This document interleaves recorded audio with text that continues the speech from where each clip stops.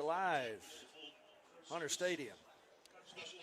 This is not Mike Arnold. This is Davis Brister coming to you as your play-by-play guy tonight.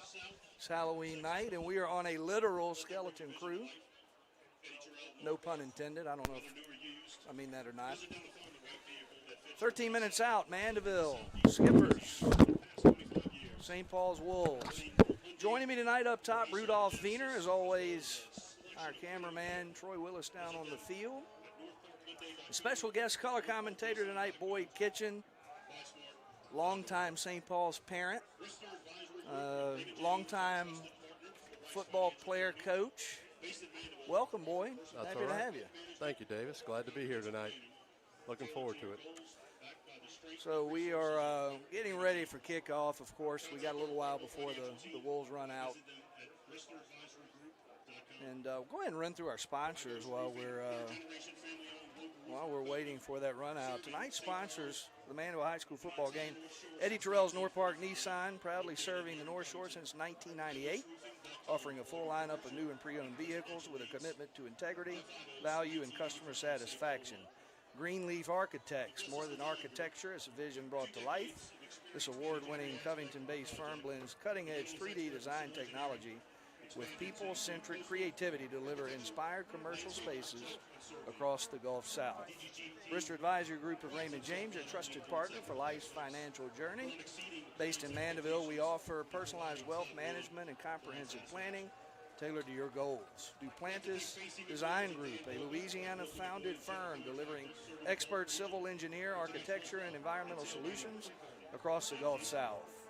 iBoss Roofing, proudly serving Covington, Mandeville, and Southeast Louisiana since 1945. Family-owned and certified, iBoss Roofing delivers expert residential and commercial roofing solutions with unmatched craftsmanship and care. And Vocal McWilliams Construction, building success across Southeast Louisiana for over 30 years. Known for their integrity, craftsmanship, and commitment to exceeding expectations, they specialized in commercial, institutional, and restoration products that stand the test of time.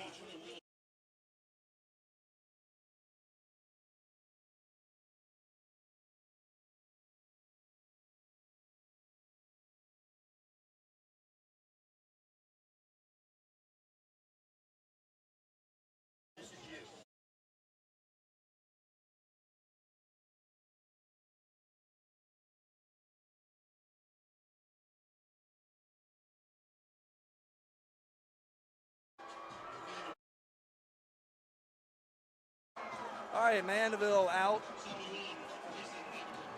Skippers coming in.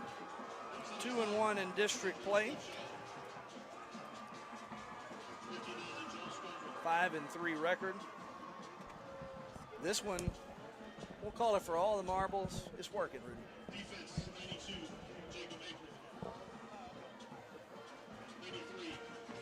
Not quite for all the marbles tonight, Boyd. However, it's a major game. Normally always is. You get deep into the season, rivalry.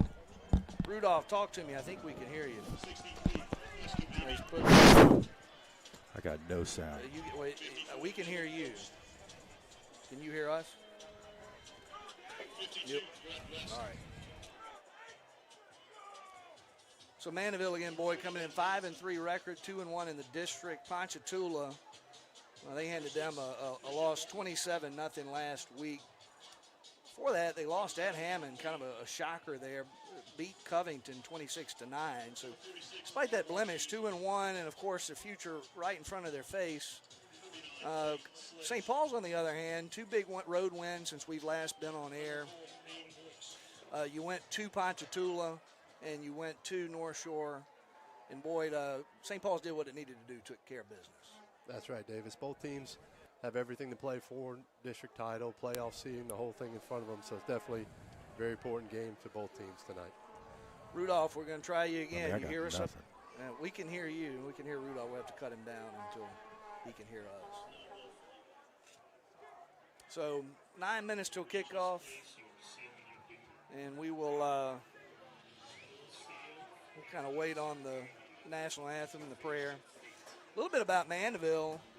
They've sort of, Boyd, gone with a youth movement by necessity. First game, their star quarterback, Ben Hendricks, leading rusher and passer in that first game, went down late with a major knee injury. He's out for the year. They went with a freshman quarterback, Crew Kalora, very well known on the North Shore. And Crew has done very well. He's got 1,230 passing yards, 12 touchdowns, 3 interceptions. Also the leading rusher, 274 yards with 3 touchdowns. Boyd, you've known Crew a long time. I've known Crew a long time. Tell the fans out there a little bit about Kalora. He's a heck of an athlete, Davis. A little bit undersized, but he can really get it going once he gets his foot in the ground, get north and south out there. So very good athlete. Throws the ball pretty good. Watching some film this week. Like to go 3, 4, 5 wides and really spread the defense out and just try and use short passing game to lull you to sleep. And then every once in a while they look to take a shot deep. So he's a good quarterback, definitely a dual threat quarterback that's out there. And hopefully the Wolves are up to the challenge tonight. Going to have to be sure-handed tacklers out there tonight. You got some young receivers with him. I say young, but they're experienced. Jake Giacchetti, sort of the headliner, playmaker there at receiver. His second year as a starter, 36 catches, 441 yards, 4 touchdowns. Luke DeMello, another one who started as a sophomore last year, 347 yards and 4 touchdowns. They've got a sophomore tight end in Landon Lips. They've got seniors. We'll talk about them throughout the game. But, again, that seems to be the theme. This program, Mandeville, very excited about some of the freshmen and sophomores they've got, and they're playing them early in a varsity matchup. Yep. Yeah, Davis, and Landon's another one that we've known over many years. Big body kid, good body control out there. So I think he definitely presents some matchup challenges tonight for the Wolves. St. Paul's, again, really kind of doing what it needs to do. It's been the Cody Corrales show, something that perhaps that the viewing audience would be encouraged to know as Troy Willis has got it going the last 2 games. I believe 4 touchdowns just from Willis, either by air or on the ground. Corrales coming in really having a showcase year. 127 carries, 1,156 yards, 13 touchdowns. Got another 4 touchdowns receiving along with 175 yards. I brought the record book with me. I'm not sure what the single season record is for total yards and touchdowns, but we're going to track that throughout the night as well. So more of the same, and again, I think what we've seen out of the quarterback position is a growing of sorts from Brady Pearson. I would say the last game, probably one of his better games in terms of dispersing the ball to all people, his running backs and his receivers. So Brady, again, sort of morphing into that veteran leader that you need at the quarterback position. Yeah, definitely. Davis, last game couldn't have started any better for the Wolves. They had 2 plays, 2 touchdowns, 2 long touchdowns. So definitely as the game went on, he was able to get more passing, more involved in the game and show his talents and how he continues to become a better passer as we move through this season. Rudolph, we're going to kick it upstairs. Can you hear us? He still can't hear us. He's going to come down here, by the way, 25 times. He's going to try to. We're going to try to get Rudolph. He's putting in the work. Arnold, South, Dewey, the veterans of this broadcast crew, all with family obligations. Is there another headset in the box downstairs? I have nothing coming out of headphones. I'm sure there is. Zero. We'll try to get it to you. So if you can't hear me, you don't know I'm telling you that. So we'll pause here for the national anthem and the prayer here in just a second and try to get Rudolph where he can hear us. For tonight's invocation and national anthem.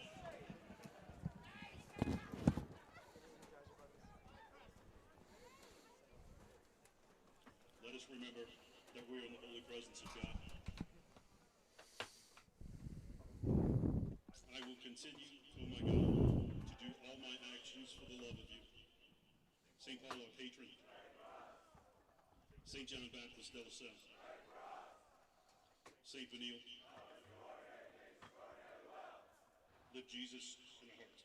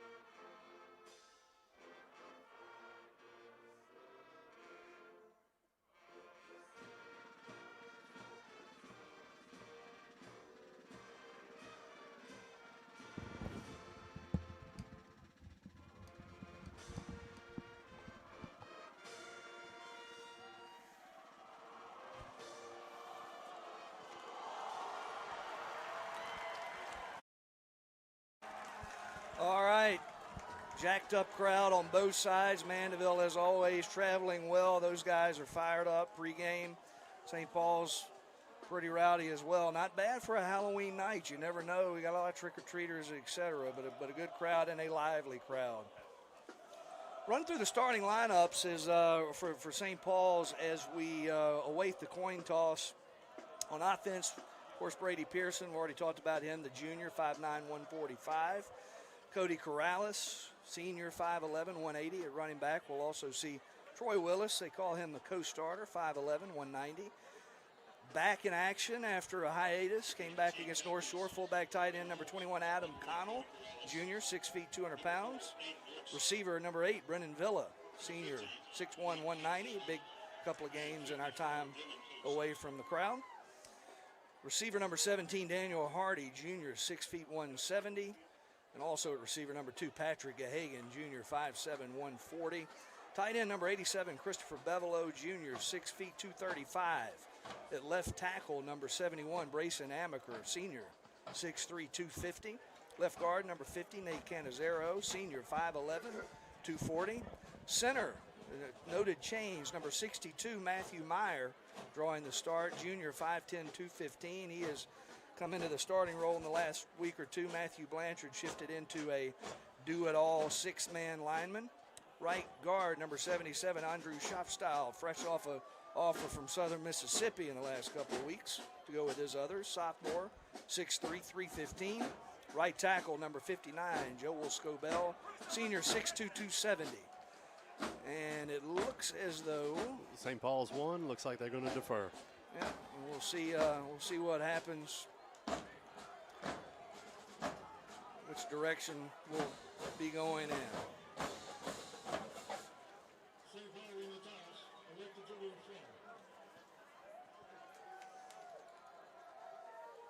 So, Boyd, I'm terrible with directions, so you'll have to tell me if that's north, south, east, west, whatever. I'll put you on the spot all night. We were laughing because Boyd being the newcomer to St. Paul's, the St. Paul's community on air, I've never done play-by-play in my life. So we get Rudy fixed up top. We say a little prayer for no issues with power surges or camera issues, and we'll get ready for kickoff now in about 10 seconds. Carter Pearson, the senior, will kick off.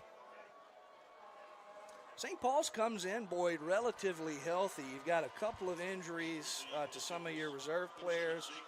Key to watch on defense will be Aiden Brooks. He got banged up a little bit, actually, in practice over the week. So he was what we would call questionable coming into the game. Hunter Marchand, who did not play last week virtually, is back. So that's a big deal. You've got Marchand, Sledge, and Brooks sort of all rotating in those safety spots. So you need two of those three to make it work. Yeah, definitely, Davis. They're going to be key. I expect Mandeville to throw the ball quite a bit today, both underneath and every once in a while push the ball downfield. So the safeties definitely will be key tonight. Pearson marking off his territory, and we are seconds away from kickoff on Halloween night. District 5A, or District 6, Class 5A, and here we go. Ball's in the air, and it will be fielded in the end zone by Jake Giacchetti. Mandeville will take over 1st and 10 on their own 20-yard line. That's right.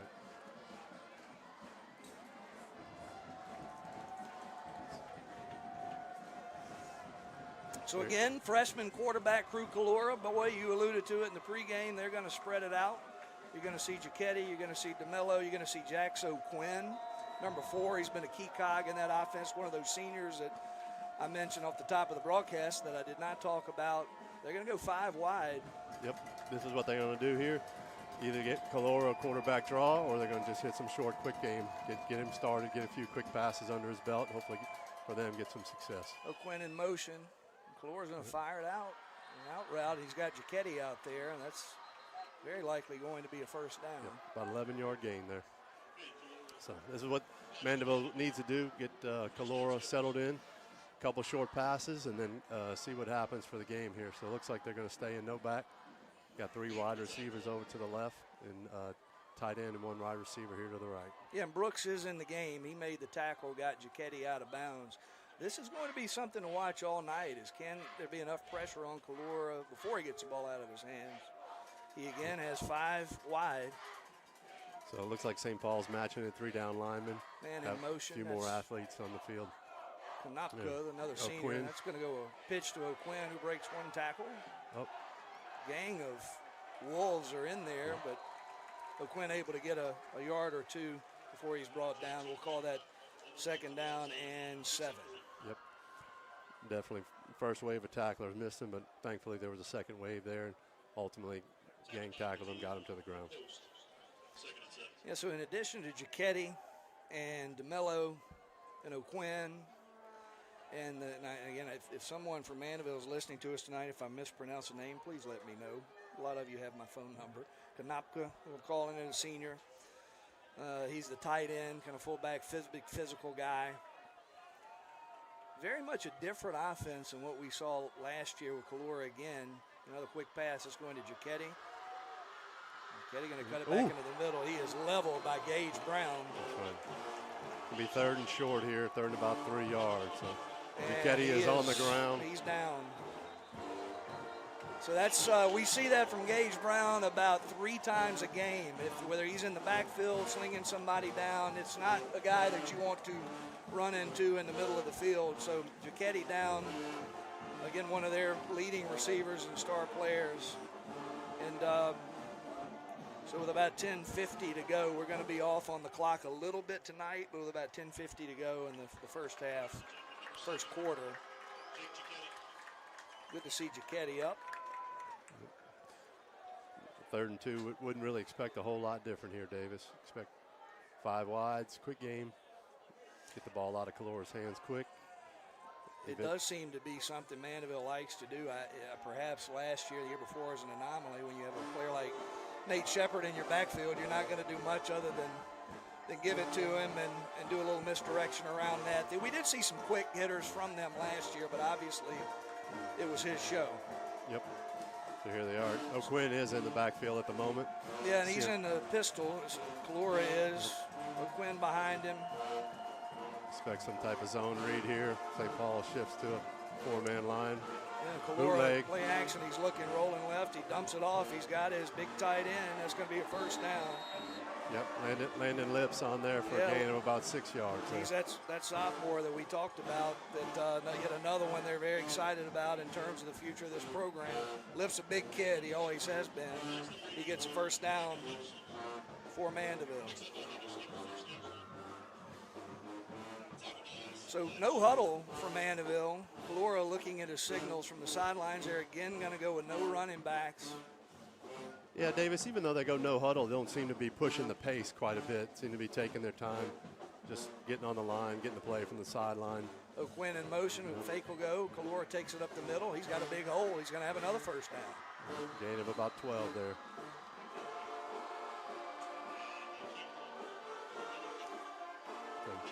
So this couldn't have started any better if you're a Skipper fan. You have run your offense as efficiently as possible. Kalura leading the charge and his teammates around him helping him out. Pretty much positive yardage the entire time to start this game off. Nothing. We just started tonight. 10 minutes, first quarter. Kalura in a shotgun. O'Quinn in motion. Kalura will roll it. Looks like he's going to run. Yep. Try to get the edge, and West there for a very small gain. Gets him down.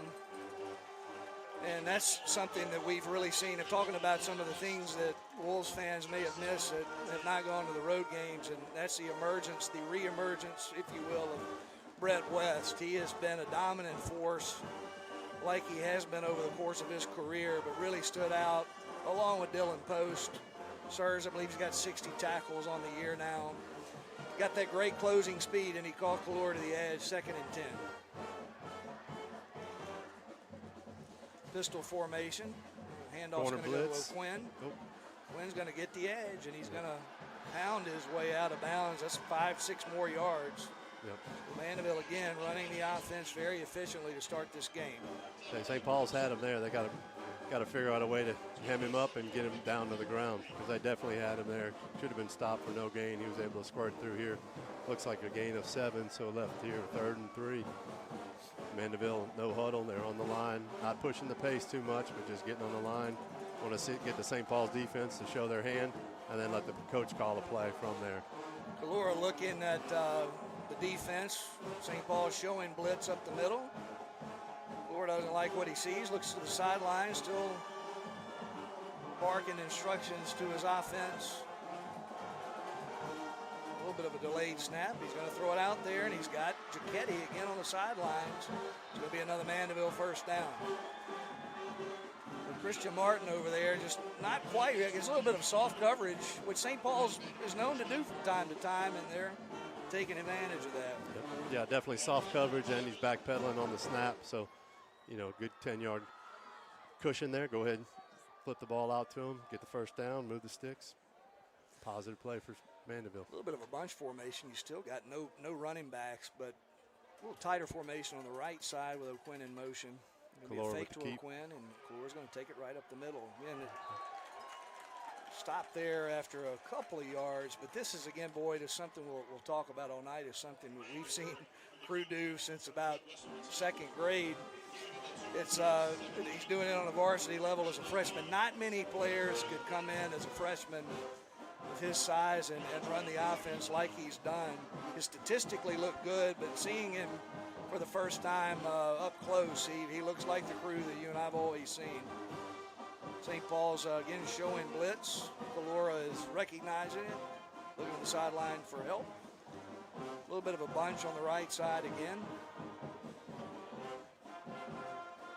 Kalora's going to roll to his right. Going to find DeMello. And well, St. Paul's lucky there. It's not a late hit.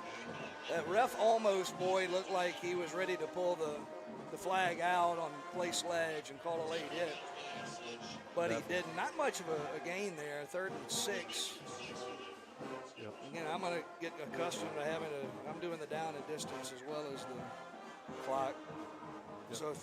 So look, this first drive is exactly what Mandeville wanted. Short passing game, sprinkling a few runs here and there. Just keep the St. Paul's defense on their heels to see if they can be secure tacklers.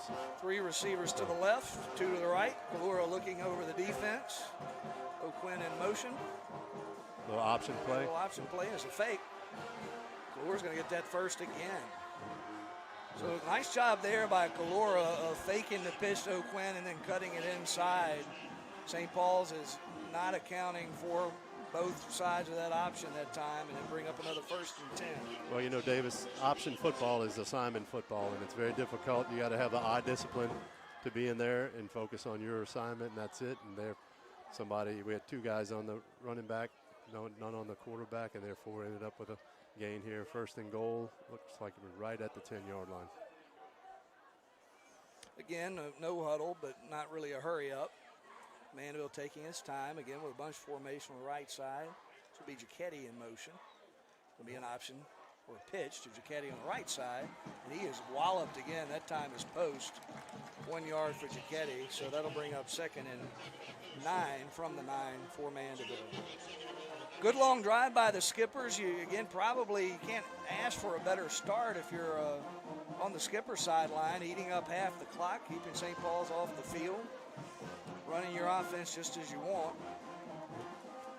Look, they're not in a hurry up. They're just up on the line. Here we are. Play clock's under 20 seconds. The whole Mandeville team still looking at the sideline.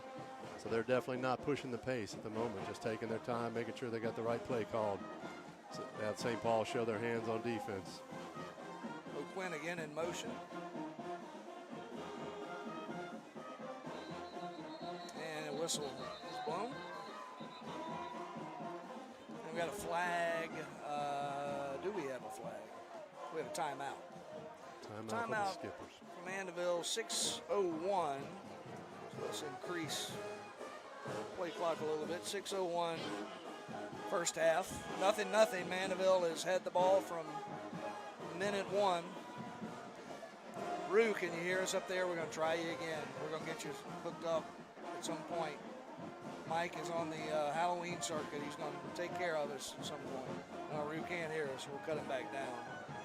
So, Boyd, your early observations on Mandeville and their ability to push the ball down the field with very much disciplined approach on offense. No, this is exactly what their game plan was going to be. I watched a little bit of their last couple games, 4 wides, 5 wides, just short passing game. All that is really, Davis, that's just an extension of the handoff. You know, so they lets it serve the running game, sprinkle in some quarterback runs here and there, and that's what they're just content to do, just drive the ball down the field, stay ahead of the chains. Kalora comes back out, more of a spread formation. All 5 guys spread out, not quite all the way across the field. Giacchetti is lined up on the far hash. O'Quinn and DeMello out there along the tight end. Quinn again in motion. Kalora looking his defense over, now Giacchetti in motion. Fake to Giacchetti. We're looking to get outside.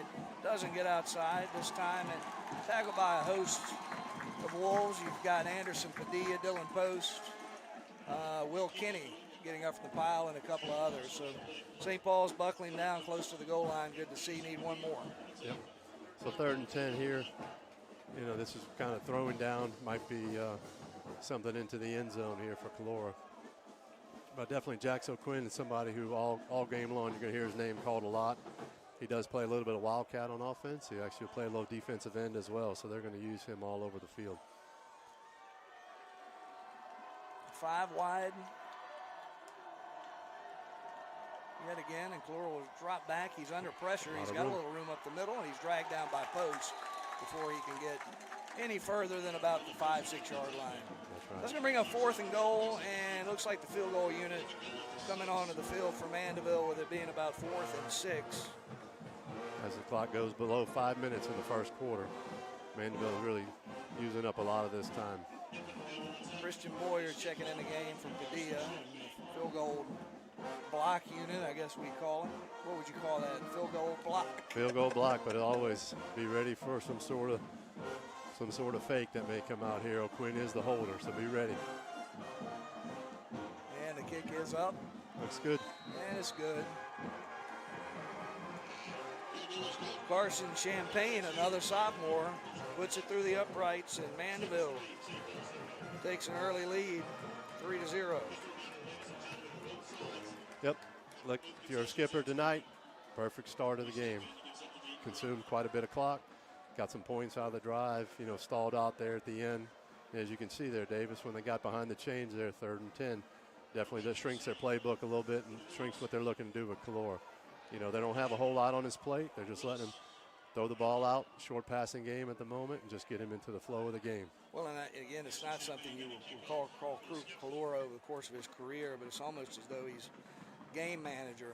That title is going to definitely change as he gets older because of his athleticism. He showed some of that athleticism on the scrambling, but a very good job by him and his receivers. Very well coached, very impressed on that first drive. St. Paul's now must come out to answer. Usual guys back in the backfield for the Wolves. Troy Willis will be your returner in the middle. He'll be flanked by Christian Martin, as well as Patrick Gahagan. Adam Connell, we mentioned his back, is out there along with Bevelow, and Sledge is that secondary unit. And looks like Champagne is going to be the place kicker, or the kickoff man as well. Ball's in the air. It's going to be fielded by Willis. It's actually dropped by Willis. Touchback. Back into the end zone for a touchback. So the Wolves are going to take over themselves on the 20-yard line. Yep. And look, a similar game plan here for St. Paul's. They need to be able to run the ball, stay ahead of the chains, and in the event they can kind of get Mandeville maybe in a blitz or something, either get Brady with a long run or some sort of passing game. Push the ball downfield. Definitely have quality receivers that they can do that, but their O-line should be able to hold up. Just good game plan and stay ahead of the chains at the moment. Yeah, the game plan doesn't change a whole lot if you're the Wolves at this point. It's Cody and Troy. Defenses know that. They're going to load the box for the most part, even though sort of a traditional defense, 4-3, you call it, 3-4. Yep. We have 4 in the secondary. Corrales back there. He gets a handoff, and he's going to plow ahead for 7 or 8 yards. Yep. Definitely strength of St. Paul's team is big guys up front. They're both equally capable running the run blocking as they are pass blocking. So I think that's You got to lean on the Mandeville defensive line, just kind of wear them out. Porter Boudreaux is checked in. Good to see him. He was hurt. He hurt his hand in some form or fashion. Got a cast on. He's down there. Corrales by himself in the backfield. Corrales going to take it around the right side. He's got room, and he is brought down by the ankles. He would have been gone for one of his patented 60-yard touchdowns. Believe that's number 6, Dylan Henry. You'll hear his name a lot tonight. Kind of a heralded player for Mandeville safety. He can pretty much play anywhere. You see the scouting reports on Henry, and you'll see that he plays some offense, although we didn't see him at all first half. So Pearson, first quarter, or first drive, I should say. Hardy is in motion. Ball again go to Corrales, trying to cut it out. He's got a little bit of a hole, and he's got a bigger hole across midfield, and he'll take it down to about the 41-yard line. Gets a little bit physical as he gets taken out of bounds. No flag again, but another first down for Cody Corrales. Yeah, definitely. Cody's able to get the edge there, and tell you what, once he turns upfield, there are not many people on the Mandeville team that are going to be able to track him down from behind. So Adam Connell in the game is fullback. You'll see, kind of unlike Mandeville, you'll see quite a few different formations and personnel groups in the mix. Connell is spread out. Actually, four receivers. Now Pearson will go under center. Connell will shift to the right. Corrales behind him in the backfield. Handoff again to Corrales, who will cut it in the middle. Not much there. Mandeville's going to get him for the first time. It's number 95, Marquez Zenon.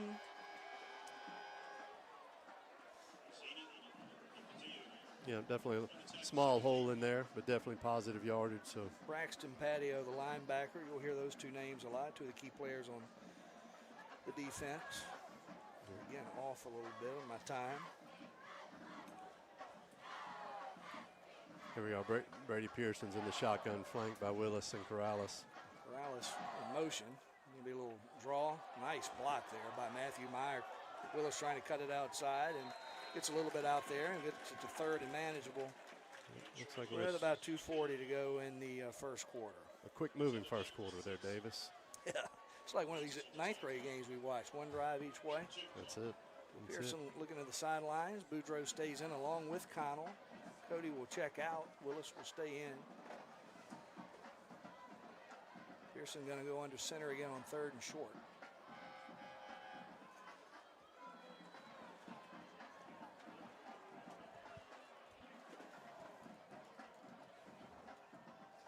Handoff goes to Troy, and he is going to be stopped. Looks like he might be a little bit short to 4th and inches. Nope, they're waving it on.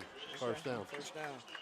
First down. Just old school lead play. Had fullback lead in there and got just enough yardage there. Davis only needed about 2. Got just slightly more than what they needed. You call that power football, right? That's old school. You don't hear about power football that much in 2025. So no, that's the kind of football Bo Schembechler, Woody Hayes would drool over. That's a perfect play for them. So Pearson will be in the shotgun. He's got Villa and Hardy split out, one to the left, one to the right. Willis stays in the game along with Connell. Hardy in motion. And now we've got a timeout on the St. Paul sidelines with about 1:57 to go in the first quarter. So first and 10 on the 32. Let's take a quick second. If I can find our sponsors. Yeah, it was definitely a quick moving first quarter there. Very clean so far, although we can still have just under 2 minutes left to go in the first quarter. Really no penalties, incomplete passes.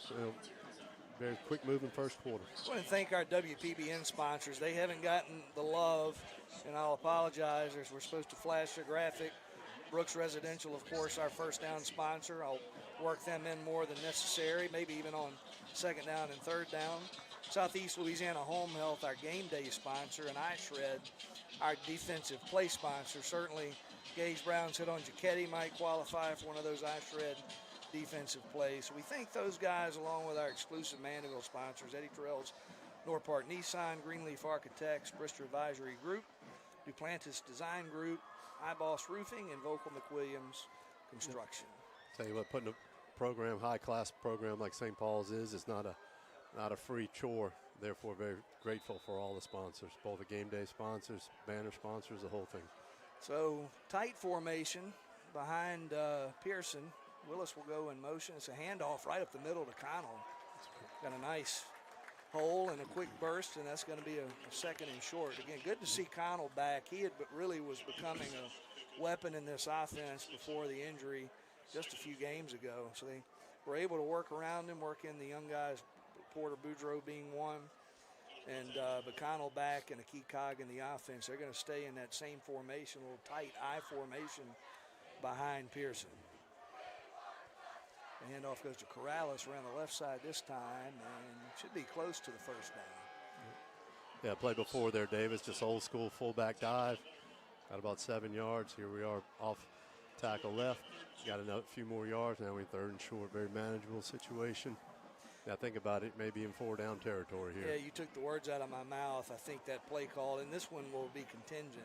Don't expect to see, well, I mean, I guess you could take a shot here if you think of this 4-down territory, but might also want to play it safe and just go ahead and keep that clock running and keep the momentum going. Pearson now in shotgun, and that's Corrales beside him. Handoff will go to Corrales right up the middle. He's through the secondary, he breaks a tackle, and he is in the end zone for the touchdown. Cody Corrales, 24-yard run, and St. Paul's goes up 6-3. Yep. Good play there. Looked like a little draw play. Corrales was able to get in the middle, break it off to the left side, and took it to the house. Very, very good play call there. Carter Pearson in to look for the extra point. Try to put St. Paul's up 7-3.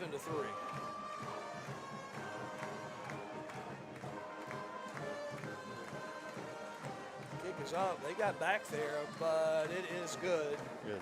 So St. Paul's will increase the lead to 4, 7-3 with 41 seconds to go in the first quarter. So theme of the first quarter is both offenses really have their way with the opposing defenses. Mandeville runs this offense to near perfection. Can't call it perfection because they didn't get into the end zone. St. Paul's hits the end zone, and we got a 7-3 game.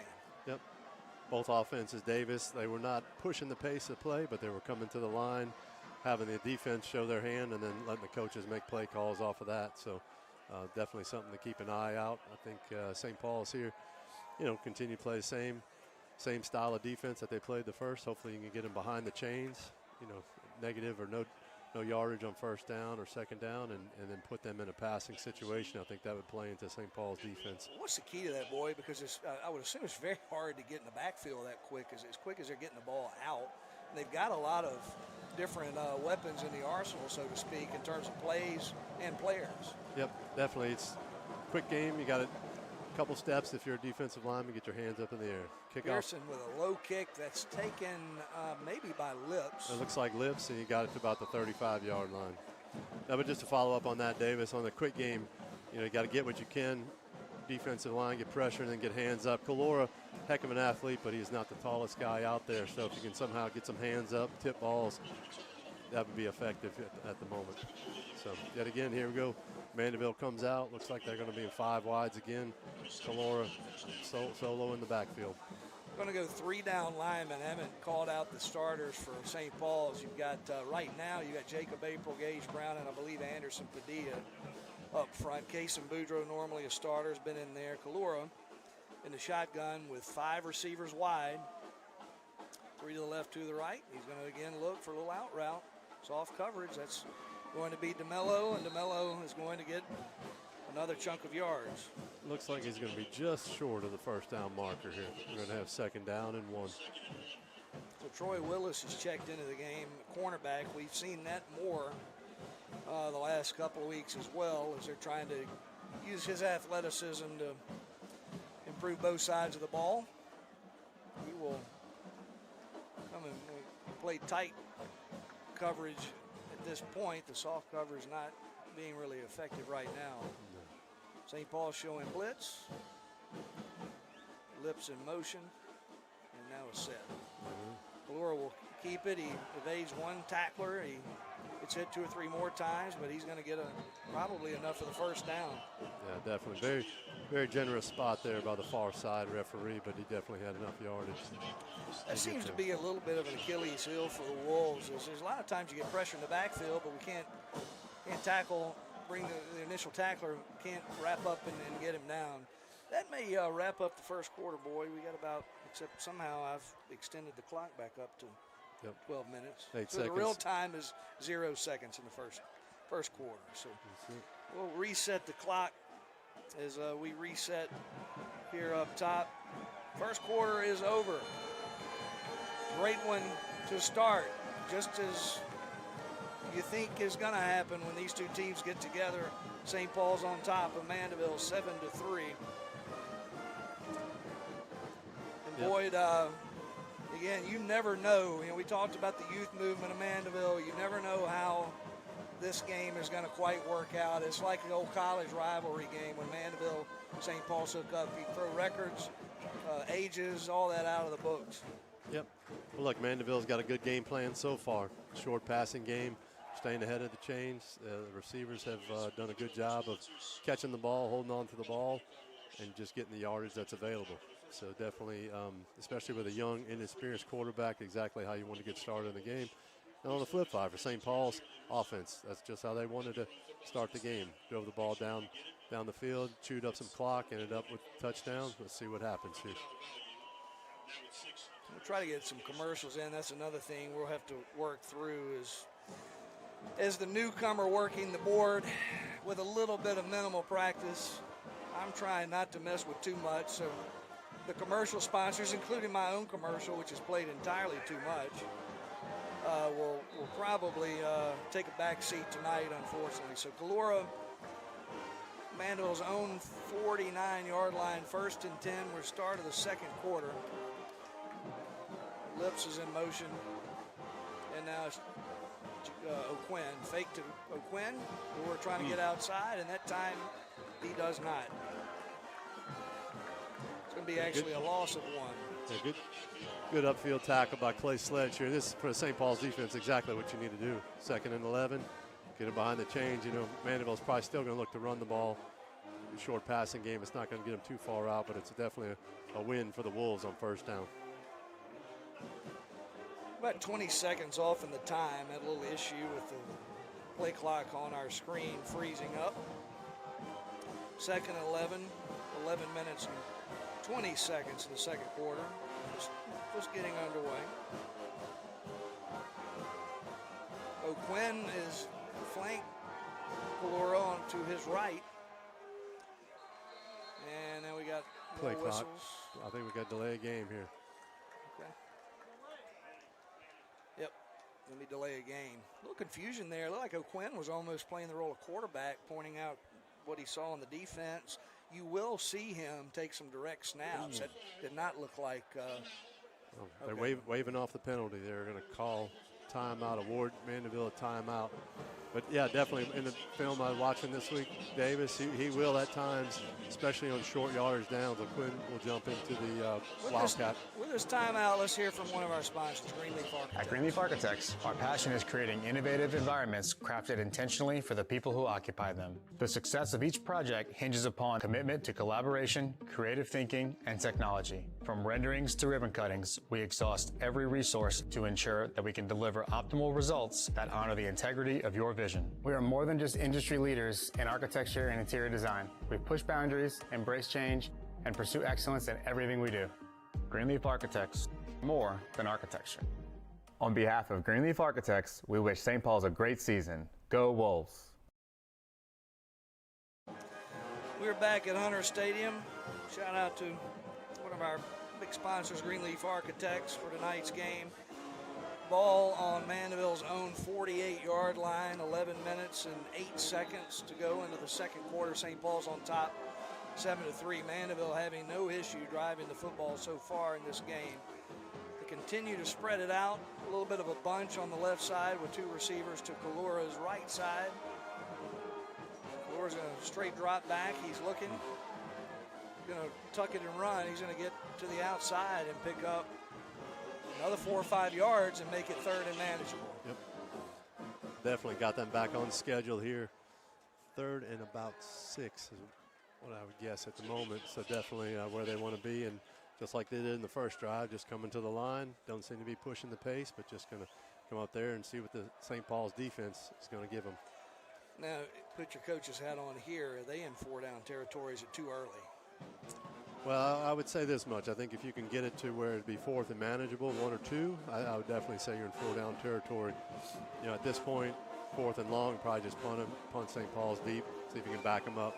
So Quinn next to Kalora. Kalora looking deep. He's got, I believe that's an 18 again, DeMello.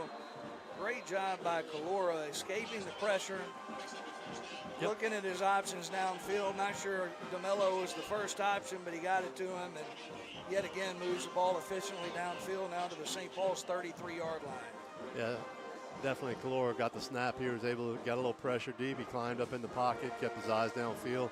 Definitely a good conversion. Well, again, Mandeville taking their time, running a no huddle, but nothing that is really quick. 3 receivers to the left, 2 to the right. Laura by himself, and now he'll take it straight up the middle and run. Pick up a yard or 2. Taken down there by several Wolves. Gage Brown. Brown getting up from the huddle along with maybe Jacob April. You know, hard to see when you're this far away and you're this old and you don't have binoculars. Well, you have binoculars. Yep. Well, good start here. See if the Wolves can go ahead and keep them off schedule here. 2nd down, need to hold them.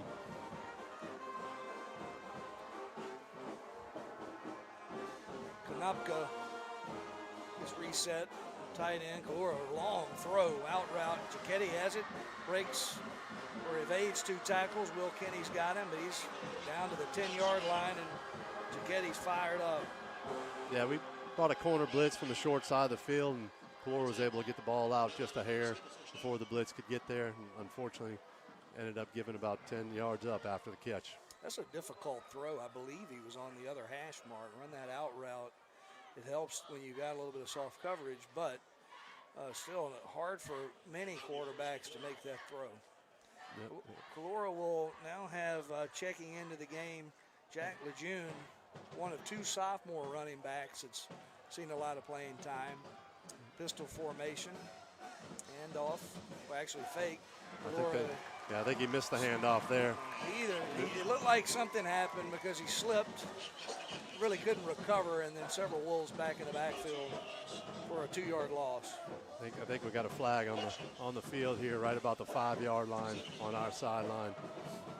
They're pointing, Jacetti pointing the Wolves' way. See what it is.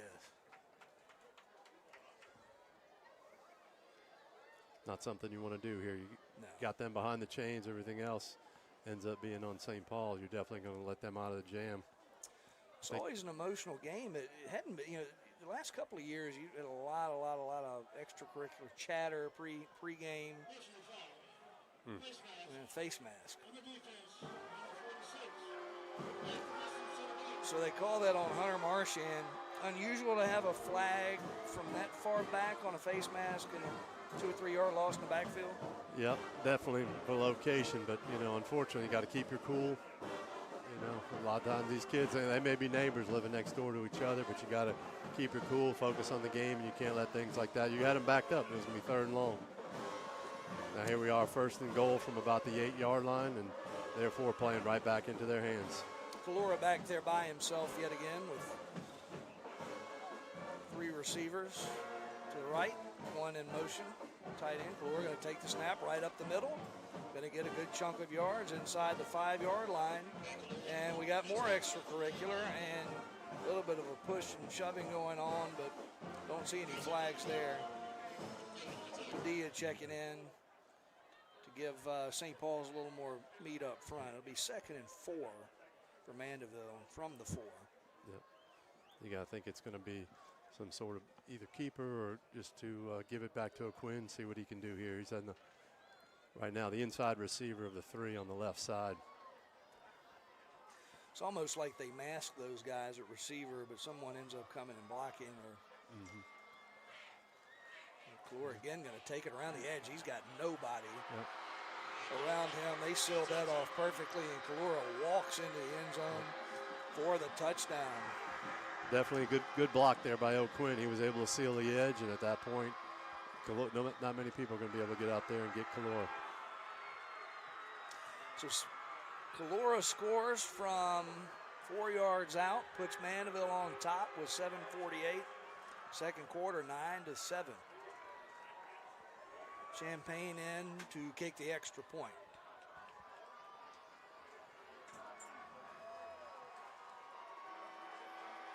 And it's good. So Mandeville,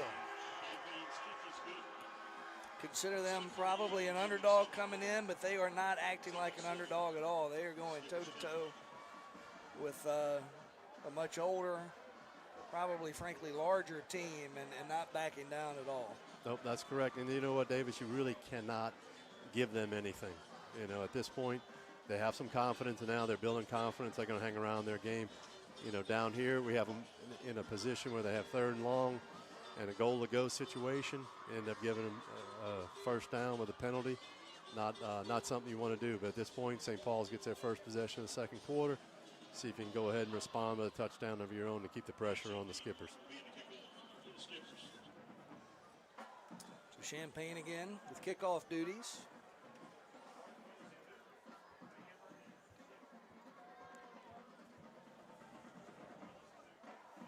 See how St. Paul's responds again. You've had 3 possessions, 3 really long drives, and 3 scores so far. Really slowing this game down. We make jokes about how lengthy some of these games can be. This one has got the opposite right now. The kick is off, and that's going to be fielded by Martin around the 5-yard line. Got a little bit of room on the outside, and he is chased out of bounds right around the 32-yard line. So it picks up a couple extra yards on that return. Martin, one of the pound for pound, I call Martin one of the better athletes on this team. He showed that not only in his secondary play, but on kickoff return. And St. Paul's will field it on the 32 with about 7:42 to go in the second quarter. Yeah, you need to, just like the first drive there, Davis, you need to stay ahead of the chains, mix in the run with the pass, and just keep Mandeville off balance. So Corrales back out there. Villa and Hardy, your 2 receivers. Pearson will start from the shotgun. Bevelo at tight end. Connell also in the game. Hardy in motion.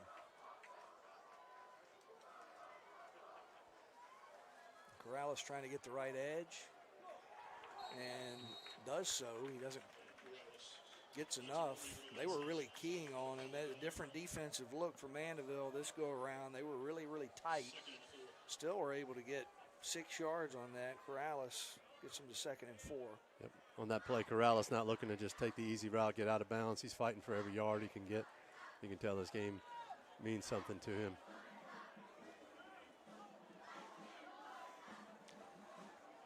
Pearson under center with 2 receivers. He's going to stretch it out. Corrales has got another big hole. Going to be taken down, but he'll have another first down. Yeah, 1st and 10 here from about the 46-yard line of St. Paul's. And that's Z9 again on the tackle. I'm calling him Z9. Do you know that family? That's a well-known Mandeville family. My wife said it was Z9.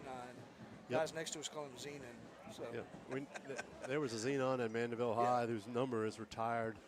I believe that's his nephew. So definitely long-time Mandeville High family. Pearson again under center, and again with Corrales behind him. Just over 7 minutes. Again, we're a little bit off on the clock. A little counter play. Corrales breaks a tackle at the initial line of scrimmage and will get a couple of yards before he is brought down. Yep. Zenon again, but definitely Cody wasn't a whole lot there. He stuck his shoulder down, got what he could. Here we go. 2nd and about 7 yards. So. Willis checks in to go with Villa, Hardy, Connell, Gahagan in for the first time. Haven't seen a pass yet from the Wolves. Haven't had to. 4 receiver set. That's Connell in motion. That'll be a handoff. Willis trying to get it out. And he gets taken down. Probably should have gone down there, boy. And he couldn't quite get the edge, what he likes to do. broke free from the initial tackler, but the tackler didn't give up, and now we got a 3rd and long. Yep. Yeah, definitely not the way you want to start this drive where we are, but let's see what happens. The Wolves here might be able to come up with a good pass play to get the first down here. And again, Pearson, as he has grown into that position this fall, has done a better job of being comfortable throwing into those traditional drop back passes. They prefer to have those 3rd and short counters and bootlegs, etc. Pearson will roll it to the right. He's under heavy pressure. He's going to loft it up. He's got Hardy, but Hardy's going to be out of bounds. Yep. Not much time from Pearson. Good job and pressure. The punt unit's going to have to come on for the first time tonight. Yep, Hardy definitely was there and had some space. Unfortunately, Brady had to get the ball out of his hand a little quicker, and it just ended up overthrowing it there. So 4th and 15. St. Paul's punting from its own 41-yard line. Andrew Iannusa, the senior, will be in for the first time tonight. Iannusa 17 punts this year, 35.7 average. He had a good week last week against Lakeshore. Need a good one from him right now. Good snap. It's going to be fielded by Giacchetti. Not much there for Giacchetti. He breaks one initial tackle, but there's about 6-7 guys there to meet him. Unfortunately, got a flag on the play. It's kind of in the area you would expect it to be on St. Paul's. It's down back there by the punter, Would be running into the kicker? No, it would not be. He got that punt off cleanly. It's probably more like holding on the up back or someone in the line there. And the head referee's walking over the Mandeville sideline to talk about it. You would take that penalty, I would imagine. I would think so. I would think so. Yeah, St. Paul's, you get the ball on the 26, 27-yard line. You back them up another 10, and Mandeville could get the ball in close to St. Paul's territory with a little bit of luck. Illegal shift. All right. So an illegal shift. Yeah, it might have been just a 5-yard variety there, Davis. Maybe the reason why they ended up going in to elect it. But that was always a philosophy. Once a punt team ran down, make them run down a second time. Yeah. Do you risk? Do you perhaps decline that, thinking maybe you don't want to fumble, you don't want some sort of Mandeville has had no issue moving the ball. No. So I guess you could see I could see it both ways. Certainly, it was a hold. I would have probably made us repunt, but wasn't the case. Mandeville will take over on its own. Looks like about 29-yard line with Galura back there by himself. Giacchetti in motion. Plenty of time. Galura taking his time. He kind of runs into pressure. They are lifting him literally off the ground. Gage Brown, Christian Boyer, and others. So we bring up 2nd down and no gain there, so we'll call it 2nd and 10.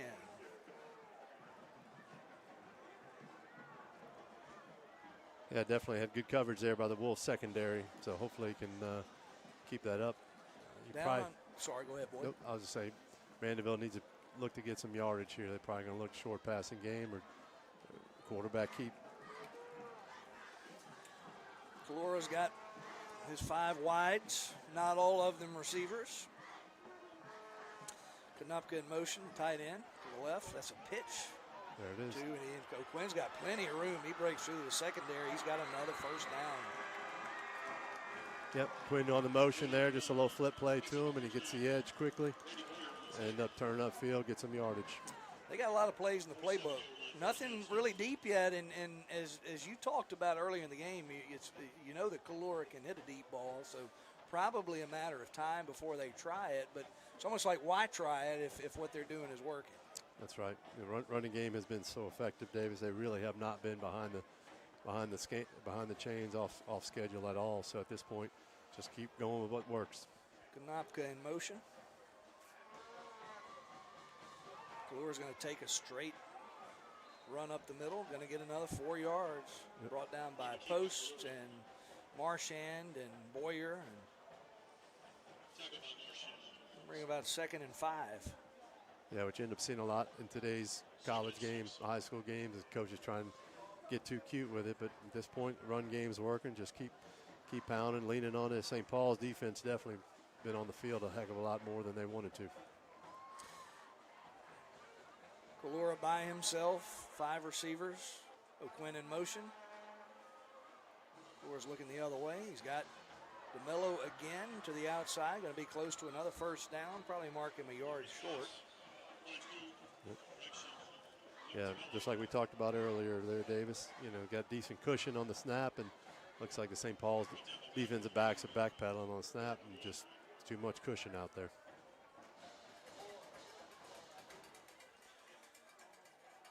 So we've seen 20, 25 variations of similar plays, and meaning you really can't anticipate what's going to come here on 3rd down and 1. Mandeville again in St. Paul's territory. We're approaching 2 minutes in the game.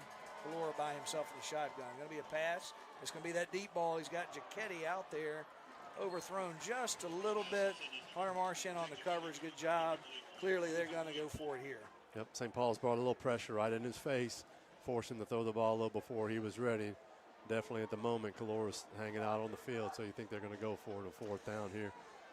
Yeah, that's the question I posed last drive. What would you do? And your answer was, if it was 4th and short, you might consider it. So here we are, first deep ball we've seen. You see the arm of Kalura, just overshot him a little bit. Pretty good coverage there from Marchand. See if St. Paul sits, or they're going to try and bring some heat. They're looking like they're coming. Doesn't always mean they're coming, but three guys down linemen. Boyer, West. Looks like they're going to run this play clock out and just call timeout.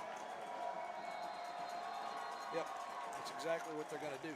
Second timeout of the. The 3rd timeout, Davis. Is it their 3rd timeout? Yep. You're keeping good notes over there. All right, with that timeout, let's go ahead and get up the Brister Advisor Group of Raymond James. The season for smart financial planning is upon us, and you deserve a veteran of a coach to design an investment game plan that wins for you. I'm Davis Brister, the Senior Vice President of Investments with Brister Advisory Group of Raymond James. Whether you're interested from the goal line of retirement or a rookie just getting started, our team is committed to put in the reps to secure your financial future. Let's get started today. Go Wolves. And we're back, 4th and 1, 2:24 to go. Second quarter, Mandeville on top and driving, 10-7.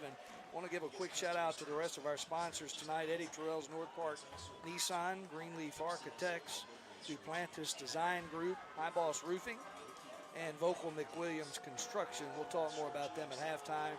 Also our WPBN sponsors, Brooks Residential, the First Downs, iShred Defensive Play, and Southeast Louisiana Home Health, our game day sponsors. So Kalura back by himself in shotgun, 4th and 1. Big play for both sides. Really big play here if the Wolves can get a stop, which has not really happened tonight.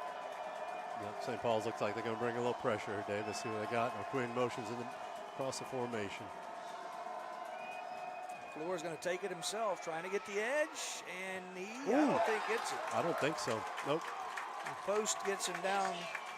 St. Paul's had a good strong point of attack, held up strong and able to get linebackers through there.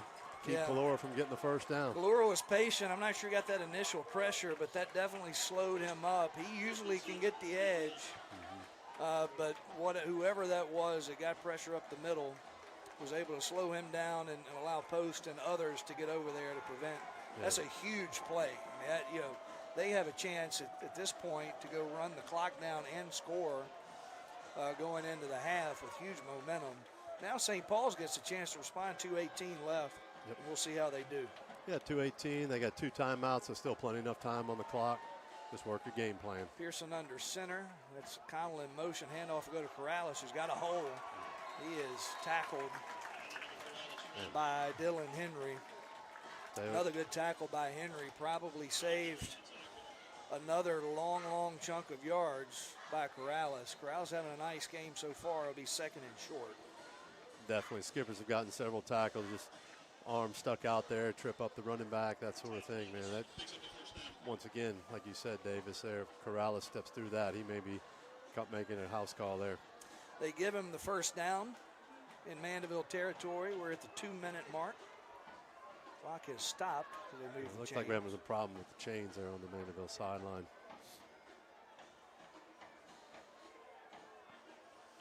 Pearson biding his time. Corrales stays in the game. Villa and Hardy have been really your two receivers in there, and quite frankly in there for blocking purposes for the most part so far. We've seen Patrick Gahagan in the slot one time tonight. And Actually, that was take out that. of I don't necessity. mean to interrupt, Davis. They are not giving him the first Okay. down. They're going second down. That must have been why the clock stopped. Handoff will go to Corrales. Same play, basically. He will get tackled, but he will have a first down. And little Kenny Sears, LK was not happy with something out there. I'm not sure if we missed some extracurriculars or what, but boy, he really shot out like a cannon yelling at somebody. Clock is running. We're at about 1 minute 40 seconds to go. Pearson hurrying it up just a little bit. Corrales will go into the slot. Now he comes over in motion. Pearson in the backfield by himself. Corrales now in motion. Handoff's going to go to him on a counter play. He's got a little bit of room, and that's enough to get another about 5 yards. Yeah, St. Paul's taking just a little bit too much time here. They are calling a timeout. Just a little bit too much time there between plays and running plays, that sort of thing. So at this point, they have to pick up the pace just a little bit. 2nd and 5. I want to take this time. I told you I'd work in some, if I can find our, working a little Brooks residential first down. We don't have a first down. We have 2nd and 5, but we haven't thanked them officially. First down sponsor, iShred, the defensive player sponsor. We've seen a few of those. Again, the Wolves have been on their heels just about all night. We just had another big defensive play with a post tackle on Kalur in the backfield on that 4th and short to give St. Paul's the ball. So we want to thank all these guys. And Yeah, at this point, you have to open up the playbook a little bit, Davis. I know it's 2nd and 5, but with only 1:16 left in the half with one timeout, you really would like to save that timeout in the event you do complete something over the middle. Just go ahead and use it. Running play here probably takes off a good solid 30 seconds. I wouldn't be surprised if you see the patented play action deep ball to Villa, although they're prepared for it. They have 2 safeties, except one was shifting up, but cover some ground. It is a play action. Beverlo. Oh, Pearson throws it almost to the wrong team. That was Adam Connell, I believe, wasn't it? Connell Yeah, over there? Definitely missed Beverlo. Was a wide delay here on the short side of the field. But, no harm, no foul here. 3rd down and 5. You got to try and go ahead and get the first down here. Hagan checks back in. Beverlo checks out. He's frustrated. He knows he was open. Pearson just missed him on that one. Really got a break there. Ball probably should have been intercepted. Definitely. Instead, it'll bring up 3rd and 5 with 1:10 to go in real time, not 45 seconds. Pearson out of the shotgun.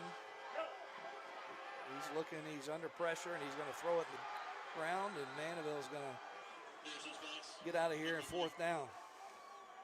Yeah, definitely got some pressure early up the middle on him, and he was backpedaling the whole time. Just all he could do just to get rid of that ball. St. Paul's at this point looks probably just punt the ball, see if he can pin Mandeville deep and go to the halftime. Yeah, that looked like perhaps a screen pass that just didn't get off the ground. Pearson either couldn't see him or he wasn't open. Yeah, and pressure was, if it was a screen pass, pressure was in his face way too quick for that. Screens are hard, a little bit late developer, and sometimes when you got guys in your face with their hands up, it makes it a little more difficult to complete. So Giachetti's going to be back to punt. We have a flag. Looks like delay a game on Okay. St. Paul's. Probably intentional, if you had to guess.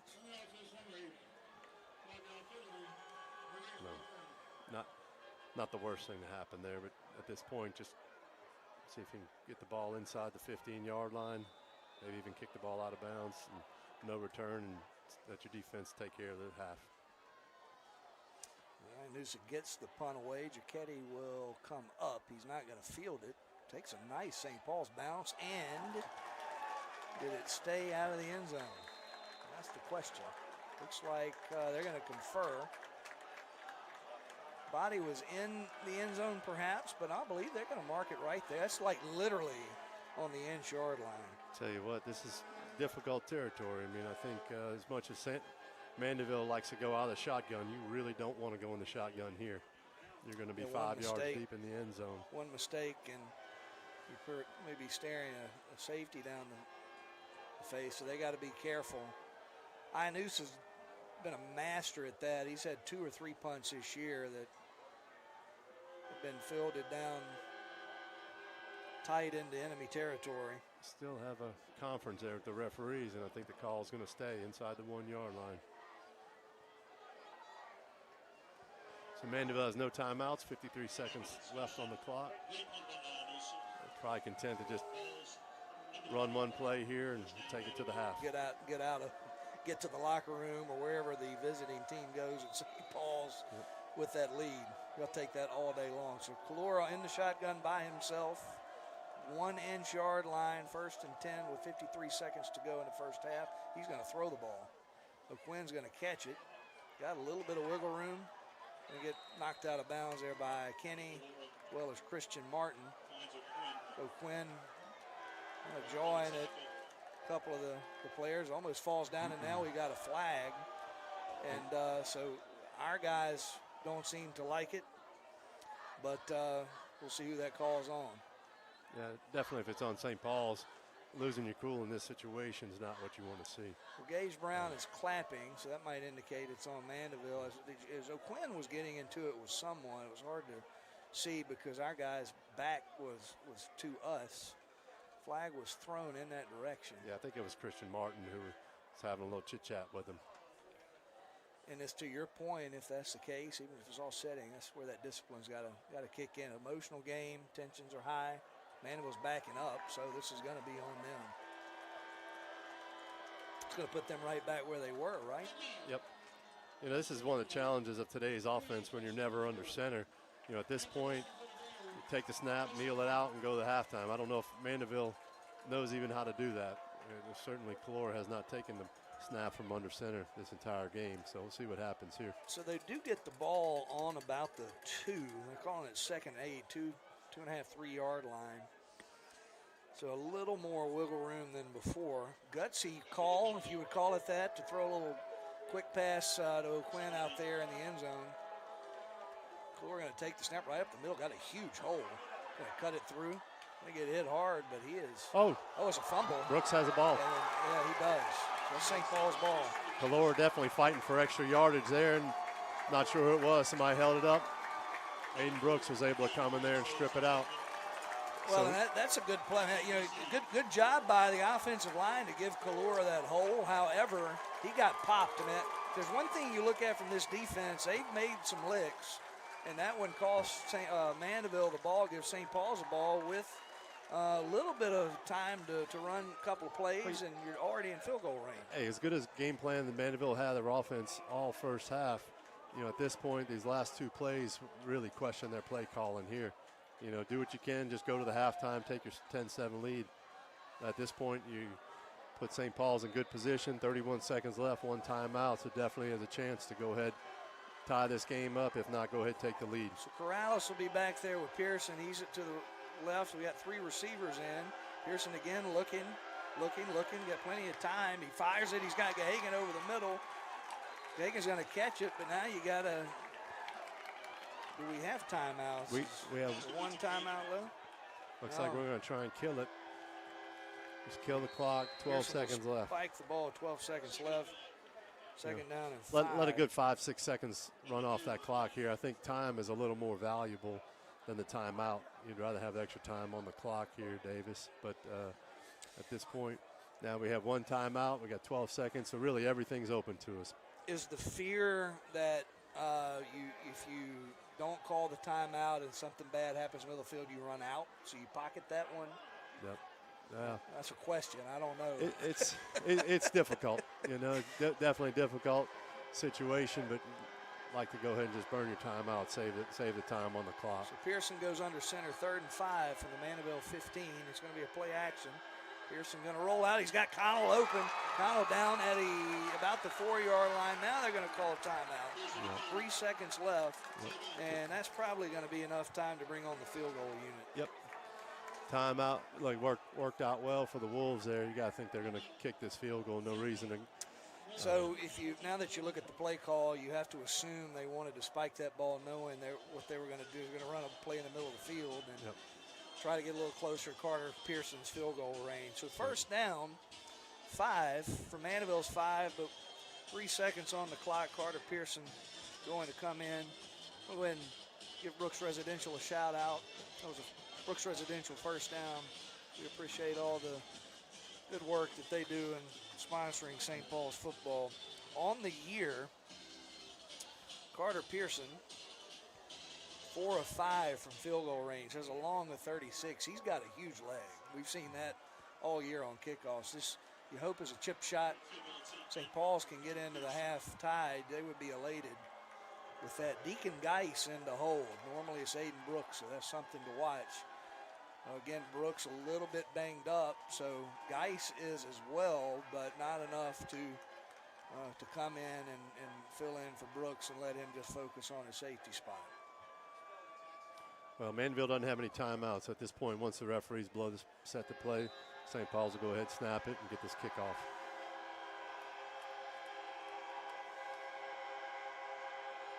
There's the snap. Kick is up. And it is true. And that will take us into the half. So you can't order up a better night, and you can't order up a better ball game. First half is done. St. Paul's 10. Mandeville 10. We're going to take a quick pause. We'll keep the camera on. If you do hear some chatter, we're going to try to get Rudolph Wiener and his camera and microphone up and running over halftime. So we'll be working on that through the halftime. And we'll come back with a little strategy session here halfway through. It was just a few minutes.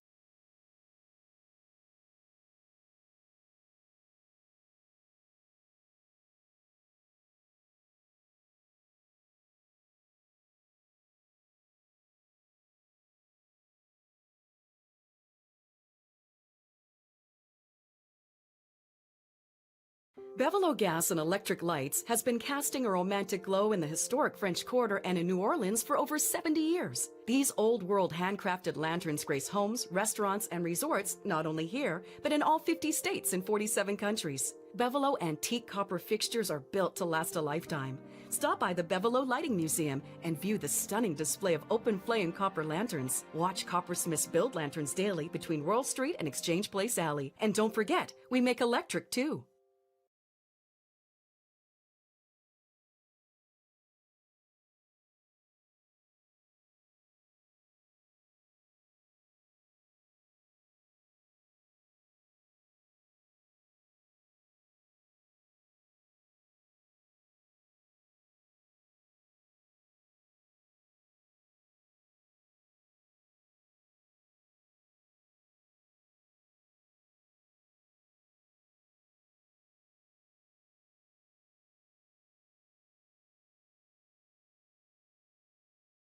Hi, I'm Brandon Reardon, owner of Pelican State Electric. We're proud to sponsor the St. Paul's Wolves this season and support our community here at home. At Pelican State Electric, we provide commercial electrical work, EV charging solutions, and outdoor lighting to keep your home or business moving forward. Our team is dedicated to delivering quality service you can count on. Pelican State Electric is proud to be lighting the way across the Pelican State.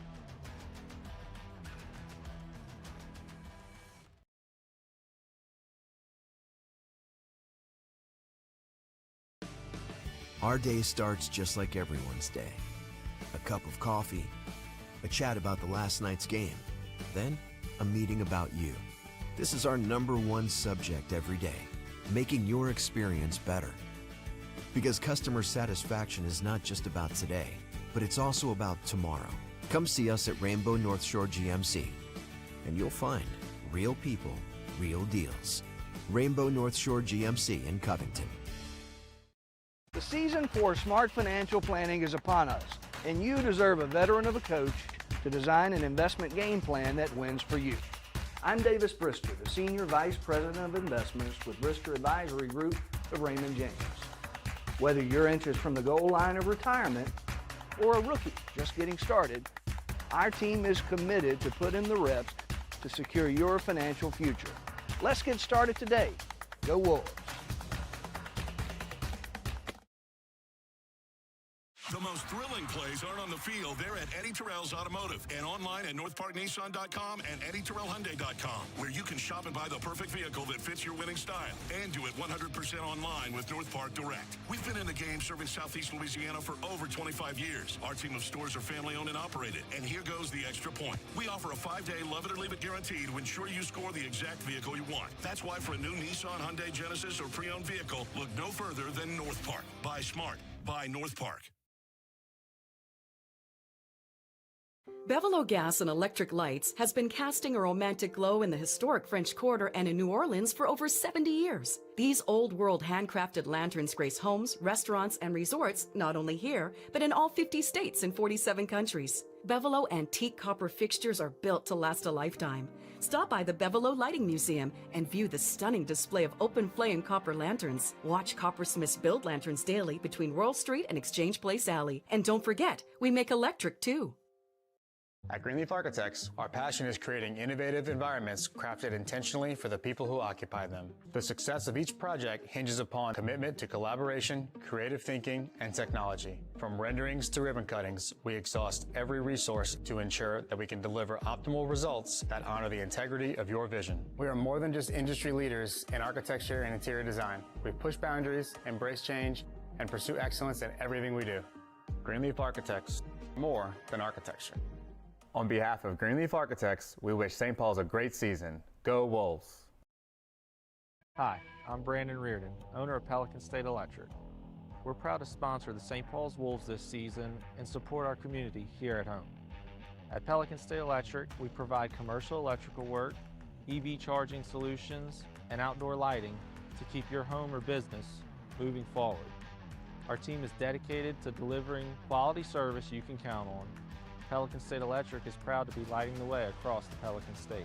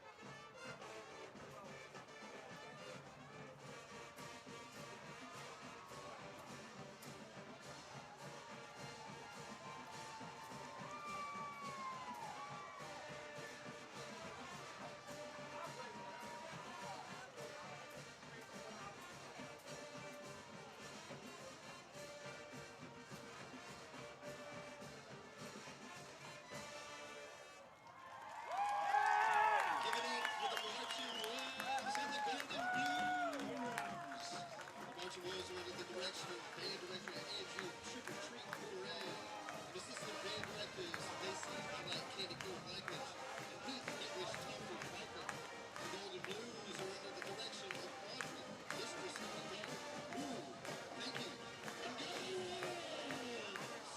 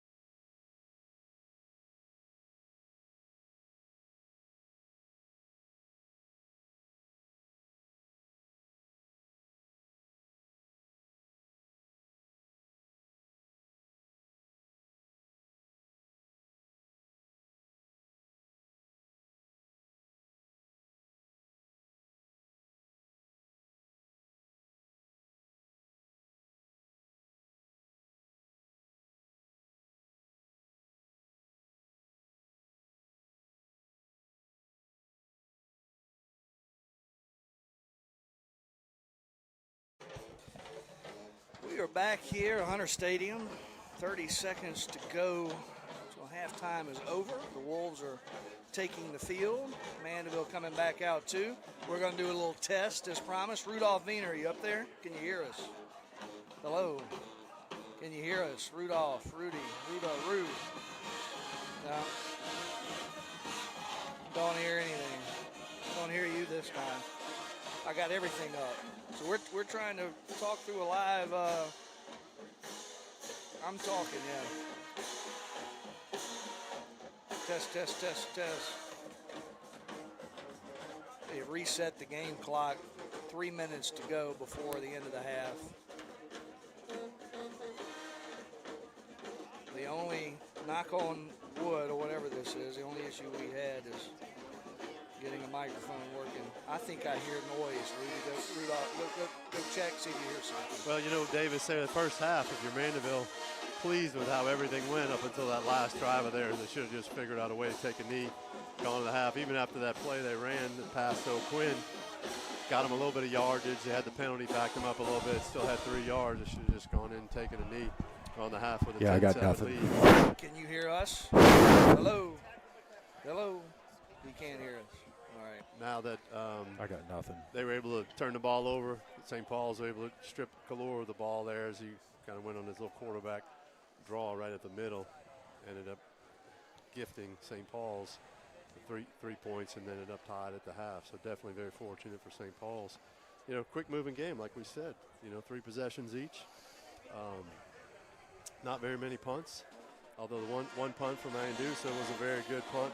They're inside the 1 yard line, which kind of contributed there to the Mandeville being backed up there at the end of the first half. So we'll see what happens here in the second half. St. Paul's getting the kick.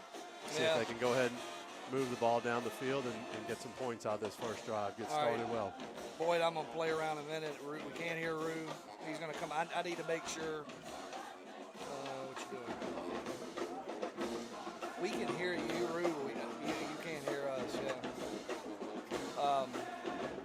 Boyd, do me a favor. Talk to me. Yep. Right. So here we are. Got the field goal there right before halftime. Davis, if you can somehow get points here. This is what a lot of teams like to do right before half, like to get started at half, get some points with both possessions there and see what happens. The band and the dance team are still exercising their halftime routine, and we'll see what happens here. Once this game the second half gets kicked off, we'll see what happens here with St. Paul's. But you got to think they have confidence, been able to move the ball pretty good throughout the first half. Had a couple chances, unfortunately, dropped back to pass. Brady had some pressure in his face, ended up not being able to throw the ball. But as long as they can stay ahead of the chains, should be in St. Paul's game plan, just keep running the ball, short passing game. I want to thank our friend Mike Nico, who is helping us out from the home front, along with Mike Arnold, who is helping us out on the Halloween circuit, letting us know if they can hear us or not. Mike Nico kindly let me know I've not updated the score, 10-10, not 10-7. St. Paul's caught that break, Boy, that you alluded to there at the end of the first half. So really good half of football. If you're a neutral fan, you couldn't have gotten more of your money's worth in that first half of football. So Mandeville's set to kick off. Willis, Martin, and Gahagan back to receive. Champagne, the sophomore from Mandeville, will be your kickoff specialist.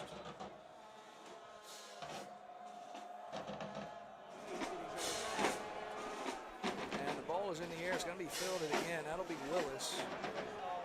Willis got a little bit of a hole up there. Hesitated and gets brought down. Not quite to the 25-yard line. All right, St. Paul's offense taking the field. Hopefully we can get the band to quiet down just a little bit. Let them be able to communicate as they need to as they get started on their first drive of this second half. An interesting discussion about the band and their role in these games. But yeah, they're not, as of right now, not noticing that St. Paul's has the football. Yep. So I got the clock running, and it's not. It's 11:55 to go. We just run 5 seconds off. I'll try to get it back where it's supposed to go. Tight formation. One receiver out wide. This will go to Corrales. Corrales got a nice block. Got a few yards up the middle, and there it is. Starting the second half, just kind of the way they were there at the end in the first half.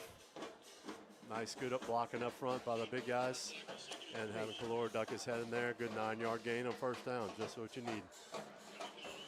So Villa and Hardy, as normal, are your two wide receivers. Corrales by himself in the backfield.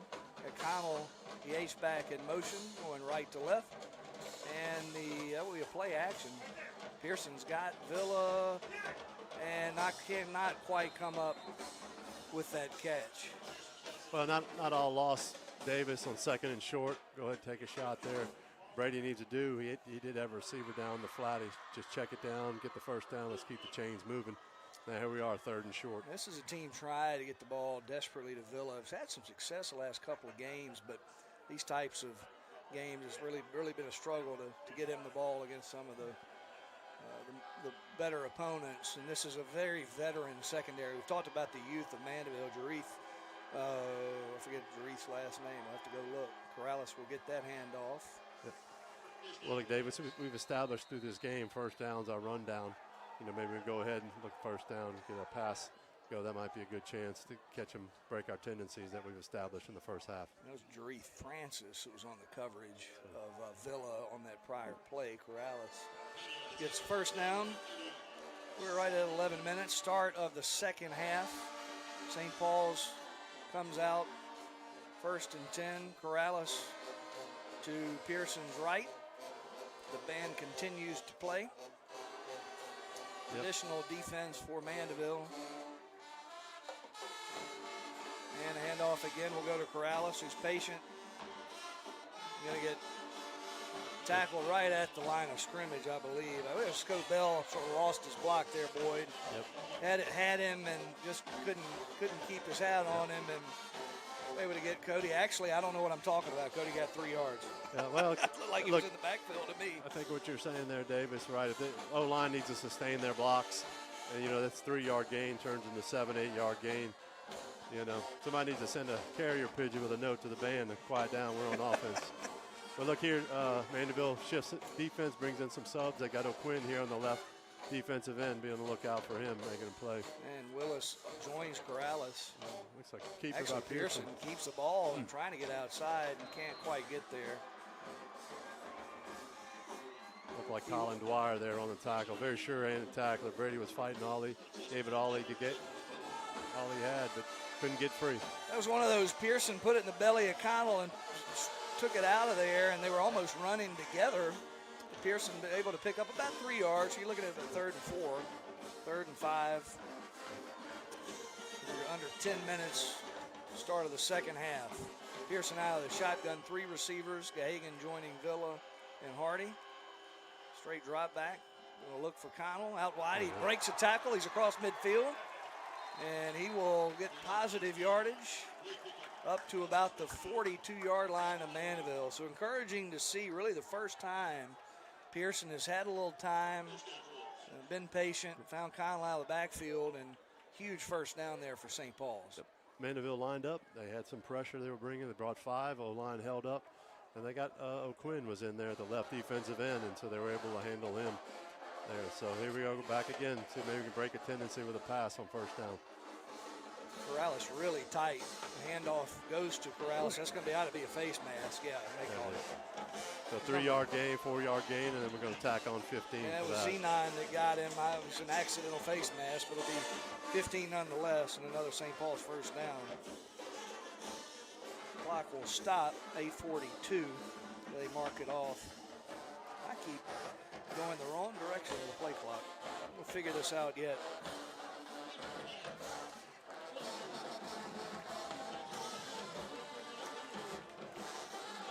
Looking inside the 30 at this point. And now, Boyd, the football team is right next to the band. It's hard to hear up here. Of course, they are facing us, but you know that noise is loud down there as well. Pearson in the backfield, shotgun alongside Willis. Bevelow and Connell will shift from left to right. Villa, Hardy, the receivers. Handoff goes to Willis, and he can't get anywhere.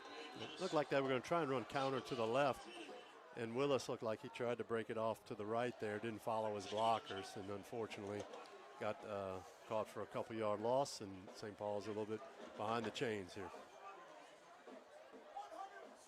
So here we are, 2nd and 11. See what the Wolves can pull together, bringing Bevelow out and putting Gahagan in. Mandeville goes ahead and matches subs as well, bringing O'Quinn back in. Looks like they're going to have more of a pass rush defensive front. Tight formation, nobody out wide. Villa and Hardy are in the game along with Gahagan, as you mentioned. They're all over bunched up on the left. Fake to pitch. And nice job by Pearson to sort of cut the ball in the middle of the field. Get back some of those lost yards. Yeah, play clock was running down on them there. Davis substitution late there. Unfortunately, didn't get a whole lot out of that. So 3rd and 9. St. Paul's with the ball. First possession of the second half. 10-10 tie ball game. Mandeville trying to hold firm here and force another Carter Pearson field goal. St. Paul's has struggled tonight on 3rd and long. We'll see what they have up their sleeve on this play call, as again they go with 3 receivers, but pretty close to the line of to the offensive line. Corrales with the pass in the flat. Yep, That'll get him close to the first down, but not quite. He's going to be about a yard short. That's where if you had a quick QB sneak, just go ahead and get everybody on the line before Mandeville can get set, go in there, push across. Looks like you got a little more than one, or maybe right at 1 yard to get. Looks like St. Paul's leaving the offense on the field. Ball on the 16. Gahagan stays in, along with Villa and Hardy. Corrales stays in the game as well. A little bit of confusion, it looks like. Corrales not sure which side to get on. He's now on Pearson's left. Connell in motion, and now play St. clock Paul's under calls a 10. timeout. St. Paul's calls timeout. Some frustration from LK there, and seem to be a little discombobulated as we go into the timeout. I want to take a minute to thank some of our sponsors that we may or may not have commercials for. I want to thank Duplantis Design Group, a Louisiana-founded firm delivering expert civil engineering, architecture, and environmental solutions across the Gulf South with more than 160 professionals and offices in 8 cities. DDG is proud to help build and protect the communities where we live, work, and play. iBoss Roofing, proudly serving this area since 1945, family-owned and fortified certified. iBoss delivers expert residential and commercial roofing solutions with unmatched craftsmanship and care. Also, Volkel McWilliams Construction. They've been building success across southeast Louisiana for more than 30 years, known for their integrity, craftsmanship, and commitment to exceeding expectations. They specialize in commercial, institutional, and restoration projects to stand the test of time. So out of the timeout, 6 minutes and 43 seconds. Yep, band got the message. They're moving into the stands now. So they heard hopefully you enough. Someone listening to the broadcast and got a message down there to be quiet. I formation. No, actually not an I formation. Pearson in the shotgun with Corrales behind him. Straight handoff. Corrales breaks a tackle. He is into the end zone. Touchdown, Cody Corrales. Huge play. St. Paul's on top, 16-10. Yeah, big hole right up the middle there behind Schaufstall. And tell you what, you don't have to be a rocket scientist to know. Just get behind him. He's going to move people out of the way. Well, and it's no secret that's the strength of this team. Cody Corrales behind that veteran offensive line, and that's just man-on-man football. So Carter Pearson in to kick the extra point. Deacon Geis holding again. They got back there pretty quick. They actually ran into or roughed Carter Pearson. So it's no good, but it's going to be a penalty on Mandeville, and we'll re-kick if that was indeed no good. You saw that, and I did not. I saw the penalty. Yep.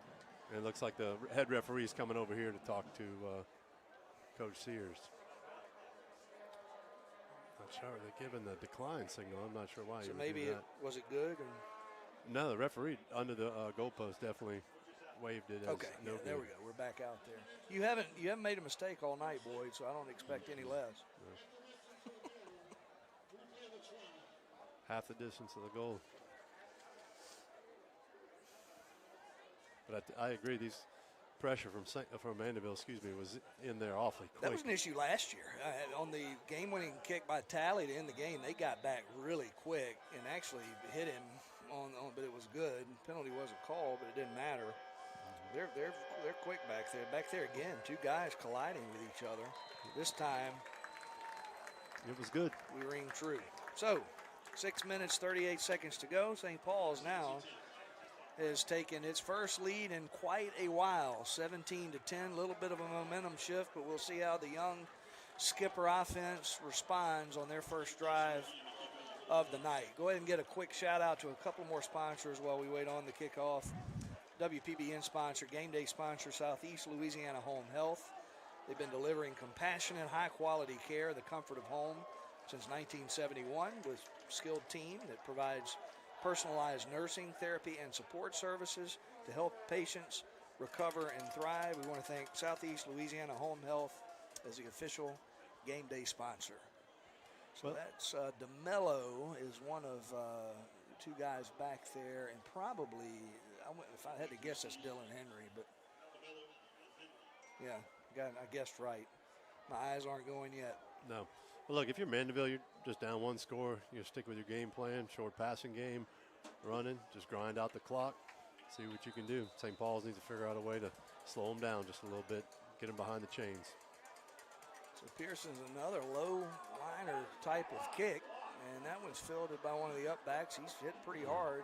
Gets inside the close to the 40-yard line of Mandeville. So unusual. Carter Pearson 2 times in one game has not kicked the ball out of the end zone. I don't think that's planned. I just think he's missing it. Yeah. Unfortunately, they're just kicking it right to one of the upbacks and hitting him right in between the numbers. He's able to field the ball and get about 10 or 15 yards quickly on there before the coverage team can get down there. So we'll see what happens here. So Kalura back out there for the first time since the fumble late in the first half. He is by himself. O'Quinn in motion. 5 guys are split out across the field. Drop back from Kalura. He will throw that out route. Nobody over there. And it's going to be a first down and beyond. Takes about 3 Wolves to take that receiver down, and I believe that's DeMello. Yep, that's probably about 15 yards total after catch and a good solid 10 yards after contact. We've got to figure out a way to get him down quicker than that. Yeah. So again, Mandeville, just as they did in the first half, not huddling, not in a rush, but they get their signals from the sideline and efficiently line up. 3 receivers to the right, to the left.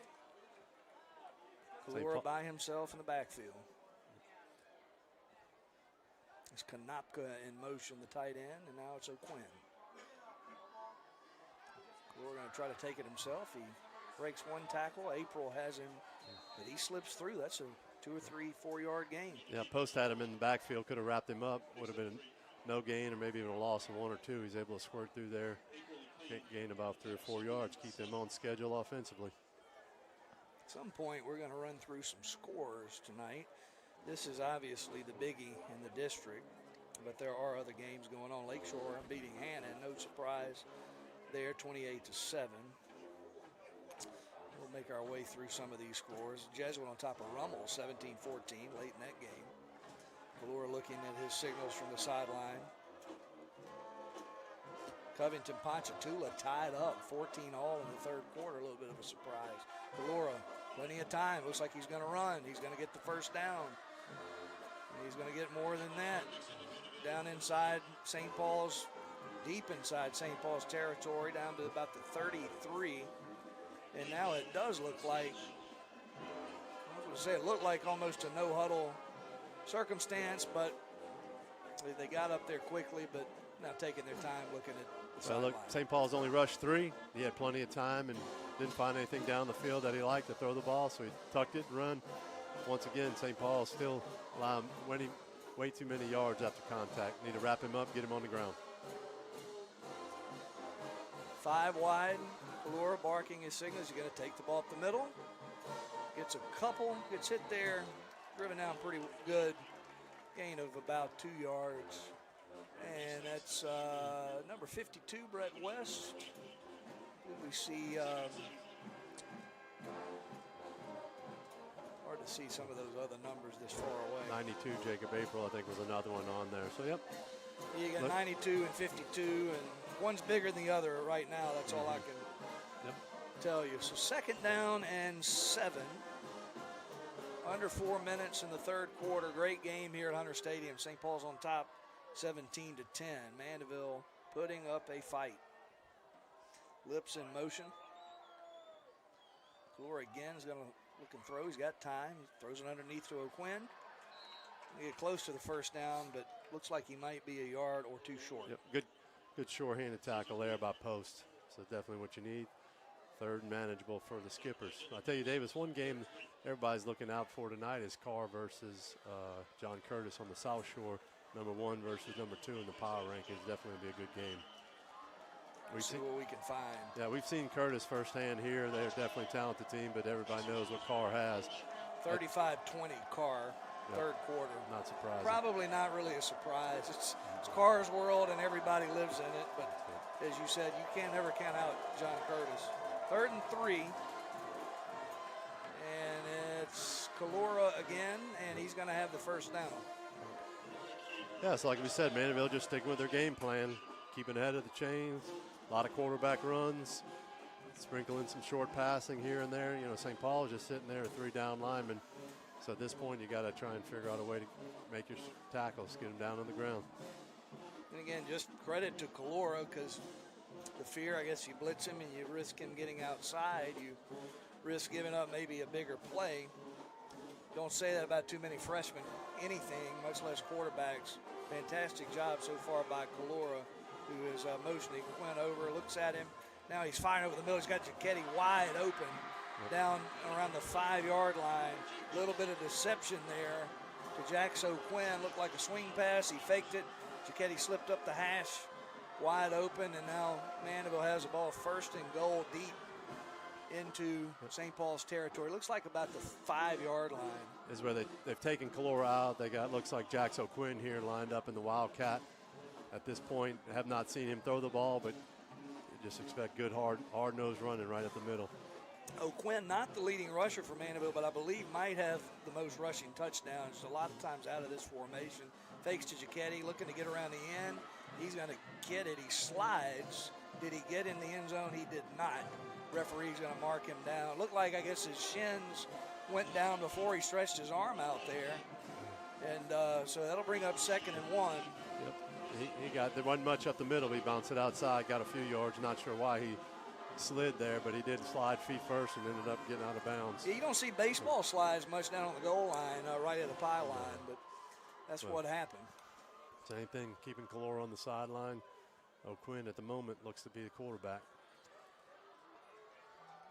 First tight formation we've seen all night. Only 2 receivers split out wide. One Giacchetti, the other DeMillo. Quinn trying to get it up the middle, and he does. Touchdown Mandeville, and so Mandeville back within 1 point, 17-16.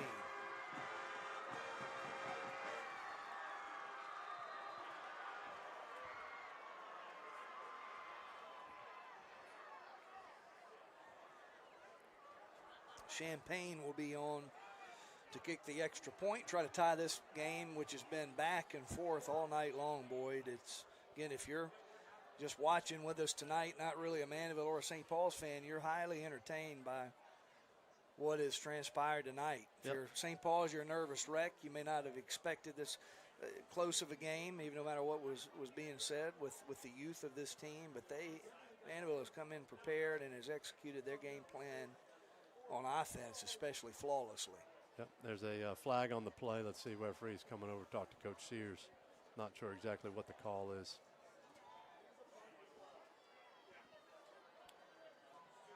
O'Quinn is the holder. I was about to say he's still on the field, but technically I guess he could run the ball or hold it.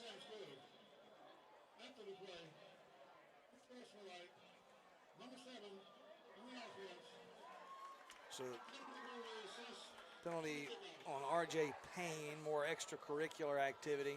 Not sure exactly what happened there. So that'll be assessed on the kickoff, and Mandeville will likely, for the first time, be faced with a touchback. Champaign from the same spot, looking to tie the game up late in the 3rd quarter.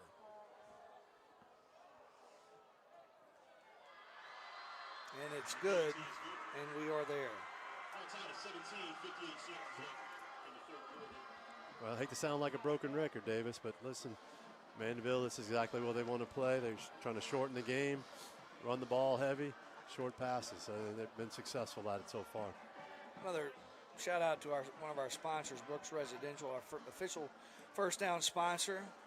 We have missed many of the first downs where we can credit Brooks, but let's talk about them now. Locally owned real estate firm based in Covington, offering personalized service and deep market knowledge to help clients buy and sell with confidence. Led by Chris and Katie Brooks, their team is committed to make real estate feel personal, professional, and community-based. Also, iShred, our defensive play of the game sponsor, family-owned Covington-based business, providing secure HIPAA-compliant document and hard drive destruction across southeast Louisiana since 2003. With mobile shred trucks and a team of off-duty firefighters, they ensure your sensitive materials are destroyed right at your location. iShred proud to support St. Paul's and the local community, all those good St. Paul's families. And I was wrong. So this penalty was on Jake Giacchetti of Mandeville. Correct. So they're going to be kicking on the 25, and that's a big deal. Yeah, should get St. Paul's in good field position to start their second drive here of the second half. So Champaign has had trouble getting it to the end zone anyway. He's really got back against the wall. It'll be a high kick. Going to be fielded by Willis on about the 25. Nice job clogging the middle by Mandeville. Willis going to sneak past the 40-yard line, and St. Paul's gets the ball in pretty good shape, although Mandeville claiming they came up with a fumble. Referees are confused and perhaps conferring. This is a big potential call. Looks like runners down. They're signaling first down, St. Paul's. So definitely here, good field position. Once again, need to get some points out of this drive here. Put some pressure back on Mandeville. There's our Brooks Residential first down. 1st and 10, ball on the 43. Corrales back in the game. Looks like Pearson's going to be in the shotgun. Connell in along with Villa and Hardy, Bevelo. See, maybe break a tendency with a little pass here on first down. Now's the time probably to take a shot to Villa on the post. It's going to go to Corrales instead. He's got, he again had perhaps one man to get past. He can't. Great tackle there. Colin Dwyer, very sure-handed tackle there. Very good tackle and a good athlete, Cody Corrales. So 1 yard pickup for Corrales. He again gets through that tackle and probably going a long way, but not the case. As you said, the sure-handed tackler there, Dwyer. Gahagan checks back in. Corrales stays in. Pearson the shotgun. Quick hit. That's Villa. Villa over close to the first down marker on the far side. Finally get him involved. That's something that is always a priority for this staff, but been more difficult at times than others, depending on the opponent. Yep. 3rd down and 2. Using a little bit of Mandeville's game plan, a little quick game there. Ends up getting 8 yards or so, and now it's game clock is stopped. My clock hasn't. Refs are blowing the whistle. Looks like a Mandeville player hurt on the sideline there, about the 40-yard line, 38-yard line. Bump that back up. 13 seconds to go. See what other scores we've got, if any, worth reporting on. Brother Martin on top of Warren Easton, 15-13. That's in the 3rd quarter. All right, here we go. Villa, Hardy had no one covering him. Ball was a handoff up the middle, but don't know. I can tell you we have freshmen, and there was a play 2 games ago. Mike Nico's son, our sideline reporter from home tonight, was by himself on the sidelines, and they actually checked it, an audible from a run to a pass. Not the case in varsity. Clock runs down into the 3rd quarter. St. Paul's, Mandeville tied up at 17. We're going to take a quick break. We're going to hear from a couple of our sponsors. We'll start it with Eddie Terrell's North Park Nissan. The most thrilling plays aren't on the field. They're at Eddie Terrell's Automotive and online at northparknissan.com and eddieterrellhyundai.com, where you can shop and buy the perfect vehicle that fits your winning style and do it 100% online with North Park Direct. We've been in the game serving Southeast Louisiana for over 25 years. Our team of stores are family-owned and operated. And here goes the extra point. We offer a 5-day love-it-or-leave-it guarantee to ensure you score the exact vehicle you want. That's why for a new Nissan, Hyundai, Genesis, or pre-owned vehicle, look no further than North Park. Buy smart. Buy North Park.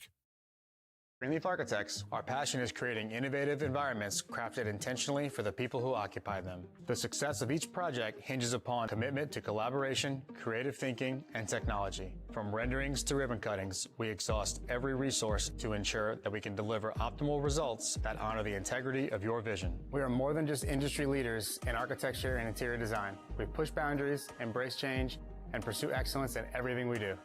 Greenleaf Architects, more than architecture. On behalf of Greenleaf Architects, we wish St. And we are back, start of the 4th quarter. St. Paul's Mandeville tied up. The clock is not running. Davis is just not paying attention. Ball goes up the middle. That is at Connell? I believe so. All right, so we're at 11. Yeah, good way to start the first down. Get 4 or 5 yards here, Davis. Stay ahead of the chains and just keep leaning on that defense. Not much has changed in the game plan here.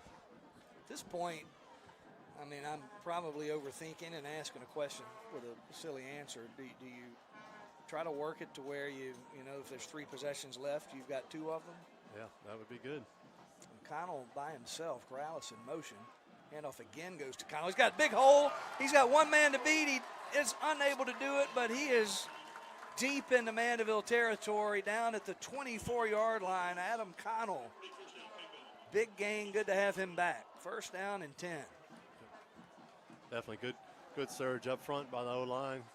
Leaning on Mandeville. You can see the defense, most of them got their, especially D-line, have their hand on their hips. St. Paul's definitely going look a little winded. St. Paul's going fast. Pearson under center again. Same formation. They're going to give it again to Connell. Connell's got a little hole on the left side. He's brought down, but not again before a nice gain. Jack O'Quinn down for Mandeville. It looked like a cramp or a knee? Looks like a cramp, David. Like I said beforehand, before that snap, all of Mandeville's defensive line got their hands on their hips. Some of them leaning over a little bit. It definitely looks like the St. Paul's running game's taking its toll. That has been sort of a trademark. There's you ever wonder why St. Paul's run so much? Well, one, you got a huge line in Cody Corrales. 2, it's sort of a trademark of this program in recent times to wear a defense down over the course of the game. You got someone like O'Quinn, who is a two-way player essentially. He plays more offense than defense, but he's played a lot of snaps and clearly going quickly. They're seeing something they like there on the weakness of that defense. So O'Quinn is up. Appears to be a cramp. That's good news. Definitely walking off under his own power there. Nobody is assisting him at all. So St. Paul's getting to the line of scrimmage, looking for more yardage. Same personnel, different formation. Connell is now lined up at that traditional H-back tight end kind of slide along with Bevelow. Corrales next to Pearson. Connell will shift over. Handoff will go Connell's way. And again, Corrales will get 2 or 3 yards and third and manageable. Yep. I mean, look like third and a long 5, maybe almost 6 yards here, Davis. So at this point, like to try and figure out something to get you in 4th and short, maybe get a little decision, see if you want to go for the field goal or maybe go for another first down there. Willis checks back in. He'll be in there with Corrales. They're talking to one another. Connell stays in as 2. This is call it a wing T. You can correct me if I'm wrong. It's one of those old-fashioned, now we got a timeout, Mandeville. They want to, whatever that formation is, they want to look it over, discuss it a little more. So let's take, if we can, let's get a commercial break from our sponsors, and we'll come right back after we hear from Bristol Financial Group. The season for smart financial planning is upon us, and you deserve a veteran of a coach to design an investment game plan that wins for you. I'm Davis Brister, the Senior Vice President of Investments with Brister Advisory Group of Raymond James. Whether you're interested from the goal line of retirement or a rookie just getting started, our team is committed to put in the reps to secure your financial future. Let's get started today. Go Wolves.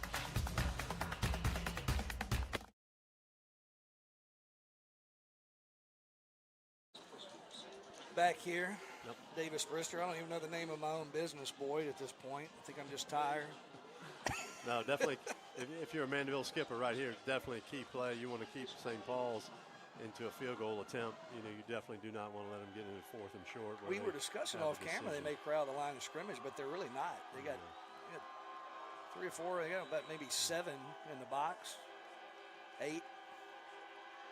Paul's got everybody back there. Corrales in motion. It's going to be a throw. Going to be a slant. Villa's got it. He's inside the 5, and there it is. First down, St. Paul's. Big play. Yep.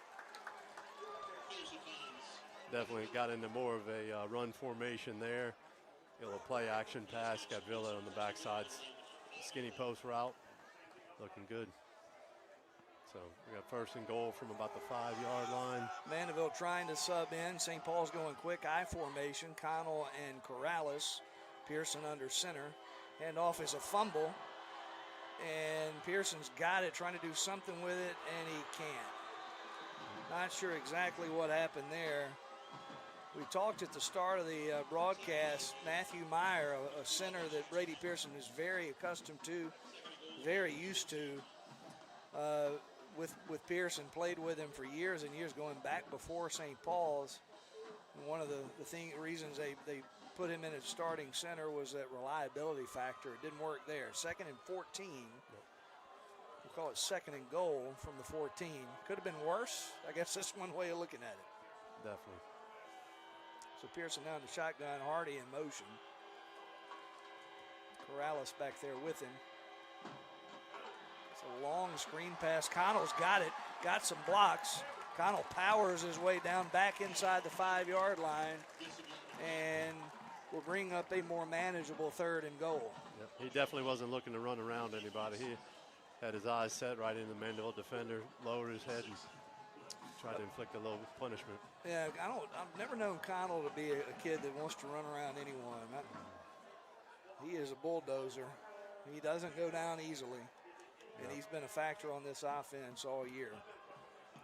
So 3rd and goal from the 6-yard line. Willis, Corrales actually back there. Pitches it to Willis, breaks a tackle. He is into the end zone. That's a touchdown.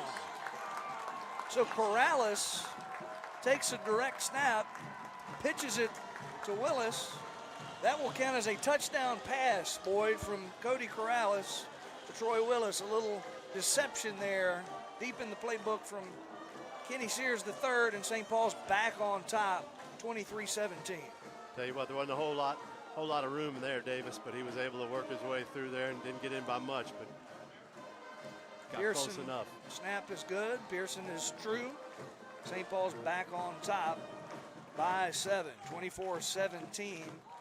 7 minutes and 56 seconds left. This is coming down to the way most of these games come down, Boyd. I mean, I don't know how many instant classics St. Paul's and Mandeville have had over the years, but this one will be right up there with most of those others. Plenty of time for Mandeville to run their offense and do some damage themselves. It's a matter of how can St. Paul stop them. Had trouble with it all night, and if they score, how much time would St. Paul's left? A lot of open-ended questions this late in the game.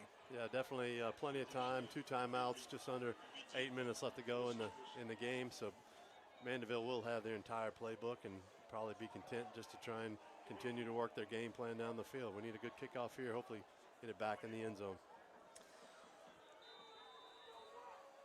Pearson had trouble tonight getting the ball in the end zone. Let's see what he can do now. This one has a shot. Henry's going to field it right around the goal line, but not quite. He's got some potential. He slips as he's hit initially. Gets past about the 25. We'll call it the 26, so that's where Mandeville will take over. First down.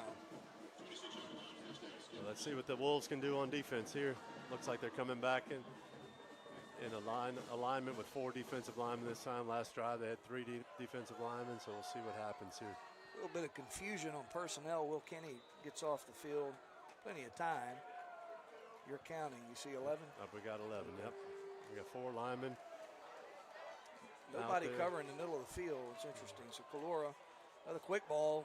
St. Paul's back there, but can't quite get there to get the ball. They do get DeMello down pretty easily. Short game.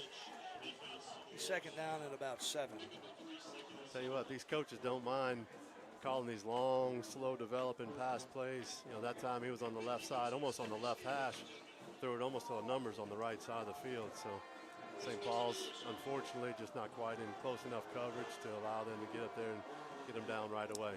Is that an audible situation where if we're playing tight coverage, they might go sometimes deep? Just throw uncovered. It could be just tagged to the run. Kalora going to take the ball himself. Nothing doing there. Plenty of penetration by the entire defensive line, and 3rd and long for. Yep. Well, sometimes Davis, they'll have that tag for the running play, and it's on the quarterback's discretion. If he had pre-snap, he sees some cushion out there, he can just rise up and throw it. So it's just part of the game plan that's out there. Big play in the game, 3rd down and 6. We're under 7 minutes here in the 4th quarter. St. Paul's has retaken the lead 24-17, back and forth all night long. St. Paul's crowd getting into it, band's playing loud, so we need a good stop here on 3rd down. It's the loudest it's been all night. Hard to hear yourself talk up here. Galora will drop back. He's got plenty of time, under a little bit of pressure now. Going to loft it in the air. It's going to be picked off by Aiden Brooks. First mistake of the night by Crew Galora. And I don't know if it was really a mistake. Great pressure. He had plenty of time. Pressure got to him. He lofted in the air. I'm not sure if the ball was hit. Aiden Brooks, the ball hawk that he is, comes down with the interception. St. Paul's is in business with 6 minutes, 17 seconds left to play in the game. Definitely, Davis. We flushed Calora, who's a left-handed southpaw, flushed him to his right. I'm not sure what he saw, but he tried to throw it back left across the middle, and I just think he couldn't get anything on there. Probably one he wished he had back and just go ahead and tuck it and get what you can get on there. And it may be one of those circumstances. It's something he's been able to do all his life, and he can do it sometimes in varsity, but the speed of the game will catch up to you, and that's something that he'll definitely learn from and get better at as his career is just getting started. Pearson under center. He has Corrales back with him. Quick pass to nobody. Yeah, looks like receiver Hardy, looks like they were not on the same page. Hardy was wide open. Yeah, he was again uncovered. Second time in, 4 plays, no one has covered Daniel Hardy. Not sure what happened. Hardy running deep. Pearson just threw it directly to him. A lot of hands went up in the air. But St. Paul's will regroup and take over 2nd and 10 on the 40-yard line of Mandeville. Tell you this key drive here, Davis. You can somehow, even a field goal, really will step the pressure up on the skipper. So that was critical play there. You don't want to start 1st down getting no yards. Villa in motion. Corrales back there with Pearson. He'll take the handoff, looking for some room. Gets some, breaks a tackle. Gets down inside close to the 30-yard line and close to a 1st down. Great job of patience. That's something that Cody Corrales has possessed since he started playing significantly as a sophomore. He's just added to his repertoire power and speed as he's gotten older. The patience always been there. 3rd down and short. Yeah, definitely good run there. The conversion that the Wolves definitely need to make here to continue to drain this clock. Willis checks back in. Connell's in. Bevelo's in. Expect that tight formation. Corrales and get behind Connell are back there together. Get behind Schaufstall and see what you can do. We'll go to Connell. He's got nice yards and bulldozes ahead for an easy 1st down. Offensive line joined by Adam Connell imposing their will late in this ball game as we just under 6 minutes. Once again, one-on-one. Connell just decides to lower his shoulder. Just 2 hands on the ball at this point, no turnovers. Just keep grinding this clock out, getting a few yards every play is what's key to the game here. Mandeville trying to get some substitutions in to give those tired legs some rest. Yeah. Pearson will be in the shotgun. Corrales back there with him. Hardy is in motion. And it'll be a counter. Corrales trying to get outside again, and he does. Got one man to beat. He hits him head on and driven out of bounds and perhaps late. Yeah, it looks like he's looking for his flag. He's looking for the flag. There it is. So now that was a late flag, Boyd. I wonder if they didn't initially call a hit, but you wonder if something was said. Well, Davis is one of those that they keep driving them past the sideline. They're out past the 2nd sideline out there. And it was a late hit. It was a tackle out of bounds. So, just unusual. Everybody in the stands knew. Schaufstall was there protecting his running back, just what you want to see from a I don't know, Cody sometimes doesn't need protection, although I'd want Big Andrew's help anytime he asks. It's not going to hurt, Davis. No, absolutely. You get in a dark alley. I wouldn't mess with either one of them. All right. So. I don't know if a timeout is taken or if no, I think they're still trying to sort it all out. Look, this is all right. That's Dylan Henry. now you have touchdown on your mind here, Davis, and you don't want to get too far ahead of yourself, but a touchdown here really puts the pressure on the skippers, really going to force them to come out of their game plan. So it's a 1st and goal on the 7-yard line after the penalty on Dylan Henry. Late hit out of bounds. Pearson will have Connell and Corrales behind him. Villa and Hardy. Hardy way out to the right. Handoff goes to Connell. Connell fighting. And he'll get down close to the goal line. Getting there, tucking in behind Schaufstall and just road grade, pushing everybody out the way. Boy, you're an old offensive lineman. How nice is it to see somebody like him push his way through? He's a sophomore, 315 pounds. If he's even that, he may be bigger than that at this point. Well, look, St. Paul's knows where their advantage here, and they're just going to lean on. No reason to throw the ball. You know, at this point, just tuck in behind those O-linemen, let them drive their feet, is why you do all these summer workouts. Tight formation. Going to go back to Connell again. Got 3 men on him. We're celebrating. I still haven't seen a signal. No. PA announcers called for the touchdown. Scoreboard has updated the touchdown. Band's playing the fight song. Band's playing the fight song. I never saw that signal go up. Nope. Stant is raising his hands wanting a touchdown, and it apparently is because Carter Pearson's ready to kick the extra point. And it might have been tipped. It's good. St. Paul's now up by 2 scores. Yep, definitely good drive. Just what you want to do, make them pay on this. You know, at this point, St. Paul's, you got to keep your cool. Don't want to give them anything. Make them work the ball down the field. Well, now you get them out of the comfort zone a little bit. They haven't had to throw the ball long. Certainly something Kalura capable of doing, but not really that they want to do at this stage of his career and the way their offense is being run. So it would be interesting to see what they do, the pressure on him. First time all night, I felt like the veteran presence of that defense really showed up and helped out on that last drive. And then St. Paul's doing what it does best, and that's just getting man on man and driving the ball down the field for that two-touchdown score. Looks like the Mandeville sideline, which was packed and very loud, that last drive is starting to clear out, Davis. I think they know what's coming. You know, St. Paul's need to play solid defense. Keep your head cool. No personal fouls, nothing like that. Don't give them anything right now. Make them work for it. So Pearson still not been successful tonight getting those touchbacks like he normally is. Let's see what happens here. This one looks pretty good. Henry's going to catch it 2 or 3 yards. Actually, he's not going to catch it. It's going to land and roll out of the back of the end zone. And Mandeville will take over and have to go 80 yards twice. 4 minutes and 24 seconds to go in this ball game. Yep, definitely.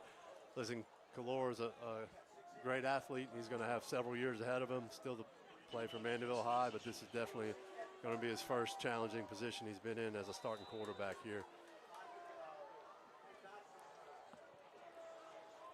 I'll be curious to see what you know, honestly, they can somewhat stick. They can't run the ball a whole lot, but, you know, short passing game, 10, 12 yards, keep the chains moving is really all they need to do. Interestingly enough, secondary's up tight. They're going to go right in between everybody. Jacetti catches it. He breaks a couple of tackles. He's running down the sideline, and he gets the first down and runs into a civilian. And that did not look good, but looks like that person is getting up. Not sure if that's might be a trainer. Yeah, definitely a female. Yeah. So tough one. Unfortunately there, Davis, you know, not what you want to get started. They had him with a 5-yard gain, which plays right into St. Paul's hands, but they let him out of that. So he gets a first down, stops the clock, resets the chains, that sort of thing.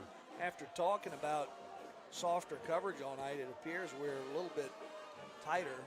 Payne is playing about 10 yards off the ball near us.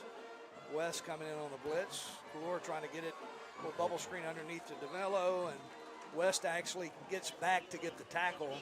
Great athletic play by Brett West as we approach the 4-minute mark of the fourth quarter with St. Paul's up by 2 touchdowns. This is tough if you're Mandeville. If you're going to throw that kind of play, you got to have another play called. Even if you just run the same play again, you know, you're killing yourself. You're going to burn another 25, 30 seconds with this play call coming from the sideline. Yeah, not much of a hurry up at this point. Interesting concept. 5 receivers still split. Kalora by himself, drops back. He's going to look deep. He's got Giacchetti open on the post.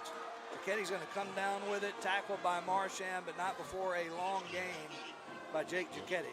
I'll tell you what, 2 out of these first 3 plays on this drive, Davis, just not what you want if you're the Wolves defense. Well, and while all of their receivers have done pretty well, Giacchetti is the known playmaker of the bunch. He's having the best statistical year. Another good athlete in his own right. Been around a long, long time. Played quarterback for a long time before he got to varsity. Here comes the blitz. Plenty of pressure. Kalora throws it over the head of Giacchetti on that one. West. Kalora not happy. I think he wanted perhaps a late hit, roughing the passer type thing. He's a little bit ginger getting up, but good pressure there. That's, again, we haven't been able to get that pressure on Kalora due to the way they've run the offense. Force him into making a little bit of a high throw. They got a man coverage and got 2 linebackers blitzing right into A gaps. Just bring one more than they can block. See what happens. 3:13 to go. 2nd and 10. Mandeville driving. Brennan McNeely in the game. Out route overthrown to DeMello. Bring up 3rd down and 10. Well, you're in a must-score situation. This is definitely 4-down territory. Not a no-brainer, not even worth discussing. So McNeely, senior receiver, coming in. They've kept the 5 wide, but they're going more traditional receivers at this point. Giacchetti out there along with DeMello. Kalora looking over the defense. That's McNeely in motion. Kalora will drop back. He's got wide open. It's the tight end there. That is Konopka. And he's going to have a 1st down. I don't know if that was a busted coverage or what, but 1st down, stop the clock. You know, you just got to try and, if you're going to play man coverage, you got to just try and stick with your man as long as you can. Latch on, chase him across the field. 5 wide, as it's been all night. St. Paul's maneuvering on a little bit more pressure on Kalora. He gets hit. Ball is thrown, and they are going to call it a catch, which might be to the benefit, honestly, boy, to St. Paul's right there. Clock runs. Definitely does. 2-3 yard pass, a little out route. Receiver couldn't get out of bounds with it. He probably would have been better off just dropping it. Human nature tells you to catch it, though. Not something probably most high schoolers are used to doing. 2nd and let's call it 7. St. Paul's looks like they're coming right up the middle with the blitz again. Here it is, yeah. Oh, he's wide open though. Yep. That's Marchand. That's going to be a touchdown. Right? Yep. Yeah. Took the refs again a minute to. Yeah, it looked like Marchand slipped a little bit on the play. I'm not sure if they had a little option route for the receiver, but definitely not what you wanted, especially when you got a blitz coming up the middle. You got to force that receiver outside. That's the one thing that can beat you. Well, you better be ready here. See what happens on this extra point. If they convert it, you probably ought to expect an onside kick coming because Mandeville only has 2 timeouts. Yeah. And had a really hard time stopping St. Paul's. I don't know if there's been a 3 and out all night. So Champagne on to kick. He hits the crossbar, and it's going to go through. No additional points there for degree or difficulty there, Davis, but that was an interesting one. You know, he misses that. It makes the task a lot more challenging. Crossbar is a soccer term. I'm not sure. I'm not sure if that's also football, but he definitely hit the bottom of the goalpost, which is not something you see. Want to give a quick shout out to a couple more of our sponsors while we wait on this kickoff. Just as a reminder tonight, Eddie Terrell's North Park Nissan, along with Greenleaf Architects, the Brister Advisory Group of Raymond James, Duplantis Design Group, iBoss Roofing, and Vocal McWilliams Construction. Also our game day sponsors, each and every home game that we broadcast, Southeast Louisiana Home Health, the official game day sponsor, along with Brooks Residential First Down sponsor, and iShred, the defensive play of the game. Yep.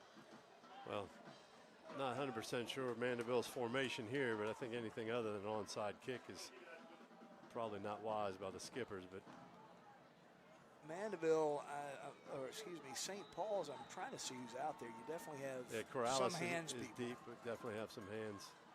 It's not, yep, okay. Okay, penalty flag is thrown. So it must have had a guy across the. Yep, I'm not sure if there's a way you could decline it and just take the ball, take the reception. Well, they got the ball, so I would not decline. So you're saying you get the ball? Yeah, I think you have to take that. Yeah. That was a dead ball anyway, it appears. I'll tell you what, after seeing that, we ought to put West squeezing a little more to the middle, as well as Villa. You know, Villa's out wide here. They only have one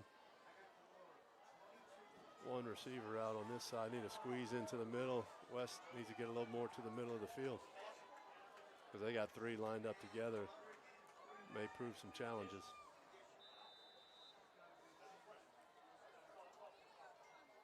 Here it is again. There it High is. hop. Hardy. Daniel Hardy jumps on it. Very similar 2 years ago. Mandeville scored late, pulled within a field goal, and set up for an onside kick late. The ball went right to Gavin Bourgeois, and Mandeville was unsuccessful in that. St. Paul's able to seal the deal. Similar kick, reminded me of that from a couple of years ago. Similar game, in fact. Again, as always, throw out the records, throw out what you think, throw out the youth. This game is always a good one, and St. Paul's going to try to close it out as Mandeville only has 2 timeouts to burn with 2 minutes, 6 seconds left to go, trailing by 7 points. Depending on your yardage, no reason to have Brady throwing the ball here at all, but run the ball.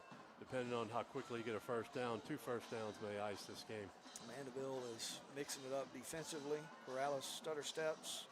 It's taken down right around the line of scrimmage. They're going to call it a loss. Timeout very quickly.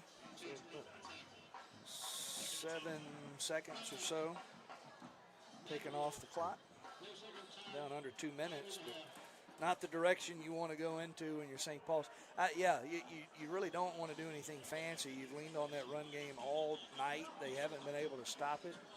At this point, you really don't want another bad snap or something that puts you at some significant disadvantage. You just stay conservative here no matter what, boy.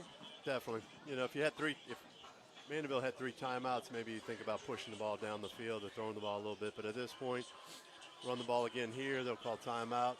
And you can probably, worst case scenario, if you're punting the ball back to them, they'll get the ball back with a minute and call it 90 yards to go. That would be the worst case scenario. Best case scenario is let's go ahead and get a first down and run this clock out.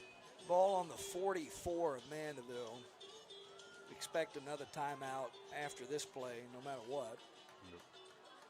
Pearson has all sorts of friends around him. Yep. Connell, Corrales. Pearson going to take the ball and try to roll it left. He's got some room. He's past the 40. Going to cut it up. Going to get down. He's going to be close to the first down. Clock running.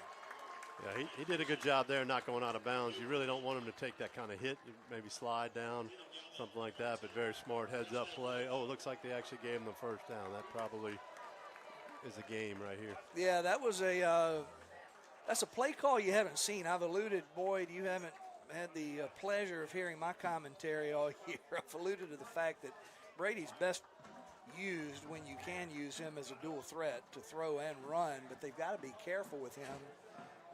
Not a ton of depth behind him at quarterback yet, a lot of young guys. So they've been really careful having him run the ball. Yep. And so that's one of the very few times you see a design run called by Pearson, let him use that athleticism himself. Timeout. Yep. Now called by St. Paul's. St. Paul's? By St. Paul's, yep. Yeah, they just burned as much clock as they could. You know, at this point, we're just in a game where we're watching the clock, you know. Probably take a knee here, the old victory formation, force Mandeville, take a timeout again. Then one more victory formation should be enough to close out the game, Davis. Let's cut it over real quick to Greenleaf Architects, one of our sponsors for the night. At Greenleaf Architects, our passion is creating innovative environments crafted intentionally for the people who occupy them. The success of each project hinges upon commitment to collaboration, creative thinking, and technology. From renderings to ribbon cuttings, we exhaust every resource to ensure that we can deliver optimal results that honor the integrity of your vision. We are more than just industry leaders in architecture and interior design. We push boundaries, embrace change, and pursue excellence in everything we do.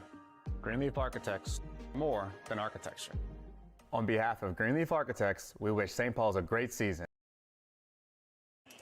We are back, Hunter Stadium, 1 minute and 19 seconds to go. St. Paul's trying to run the clock out on Mandeville's 33. Victory formation of sorts. Pearson under center will kneel the ball. Mandeville's got one timeout left, and they're going to take it and make St. Paul's do it a couple more times.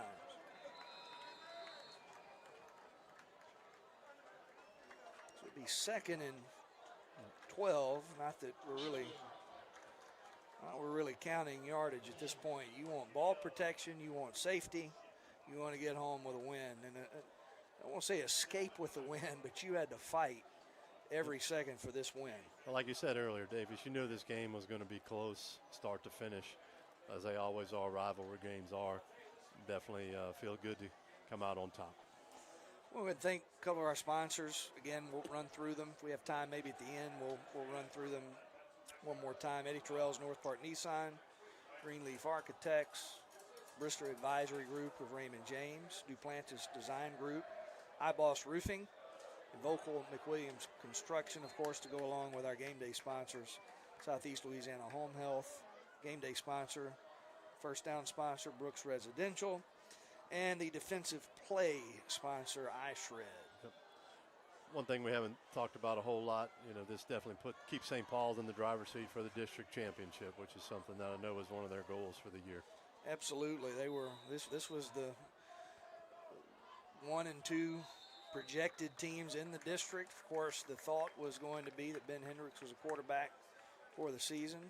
He hasn't been. Crew Calora, you really have to give him a ton of credit the way he's able to come in, hostile environment, 15 years old, looked as cool as a cucumber all night long. Looked like he always has since we've seen him over the past decade, but not intimidated at all by this defense. Bright future ahead for not only him, but for a lot of these guys that are young and playing. Well, look, at the end of the first half, I put that on the Mandeville coaches. They could have gone to halftime with a 10-7 lead. They tried to create something that wasn't there. Ended up giving St. Paul's 3 points, a little bit of momentum going into halftime, and then St. Paul's were able to capitalize that in the second half. So definitely, like you said, Calora, a lot of these guys on this team, they're going to be around giving St. Paul's trouble for a long time to come. This is not a rebuilding year for Mandeville. They're going to be just as good next year. All right, so St. Paul's came in a 16 seed in the select division, what is it, 5? Power rankings. Yep.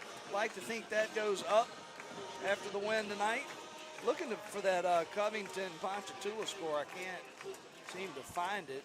I'm going to find it before we go off the air because that will determine whether or not next week is actually, for a division championship. So let's check out that score, and then we'll get out of here and head home and pack up and all that good stuff. Where is it? Yep.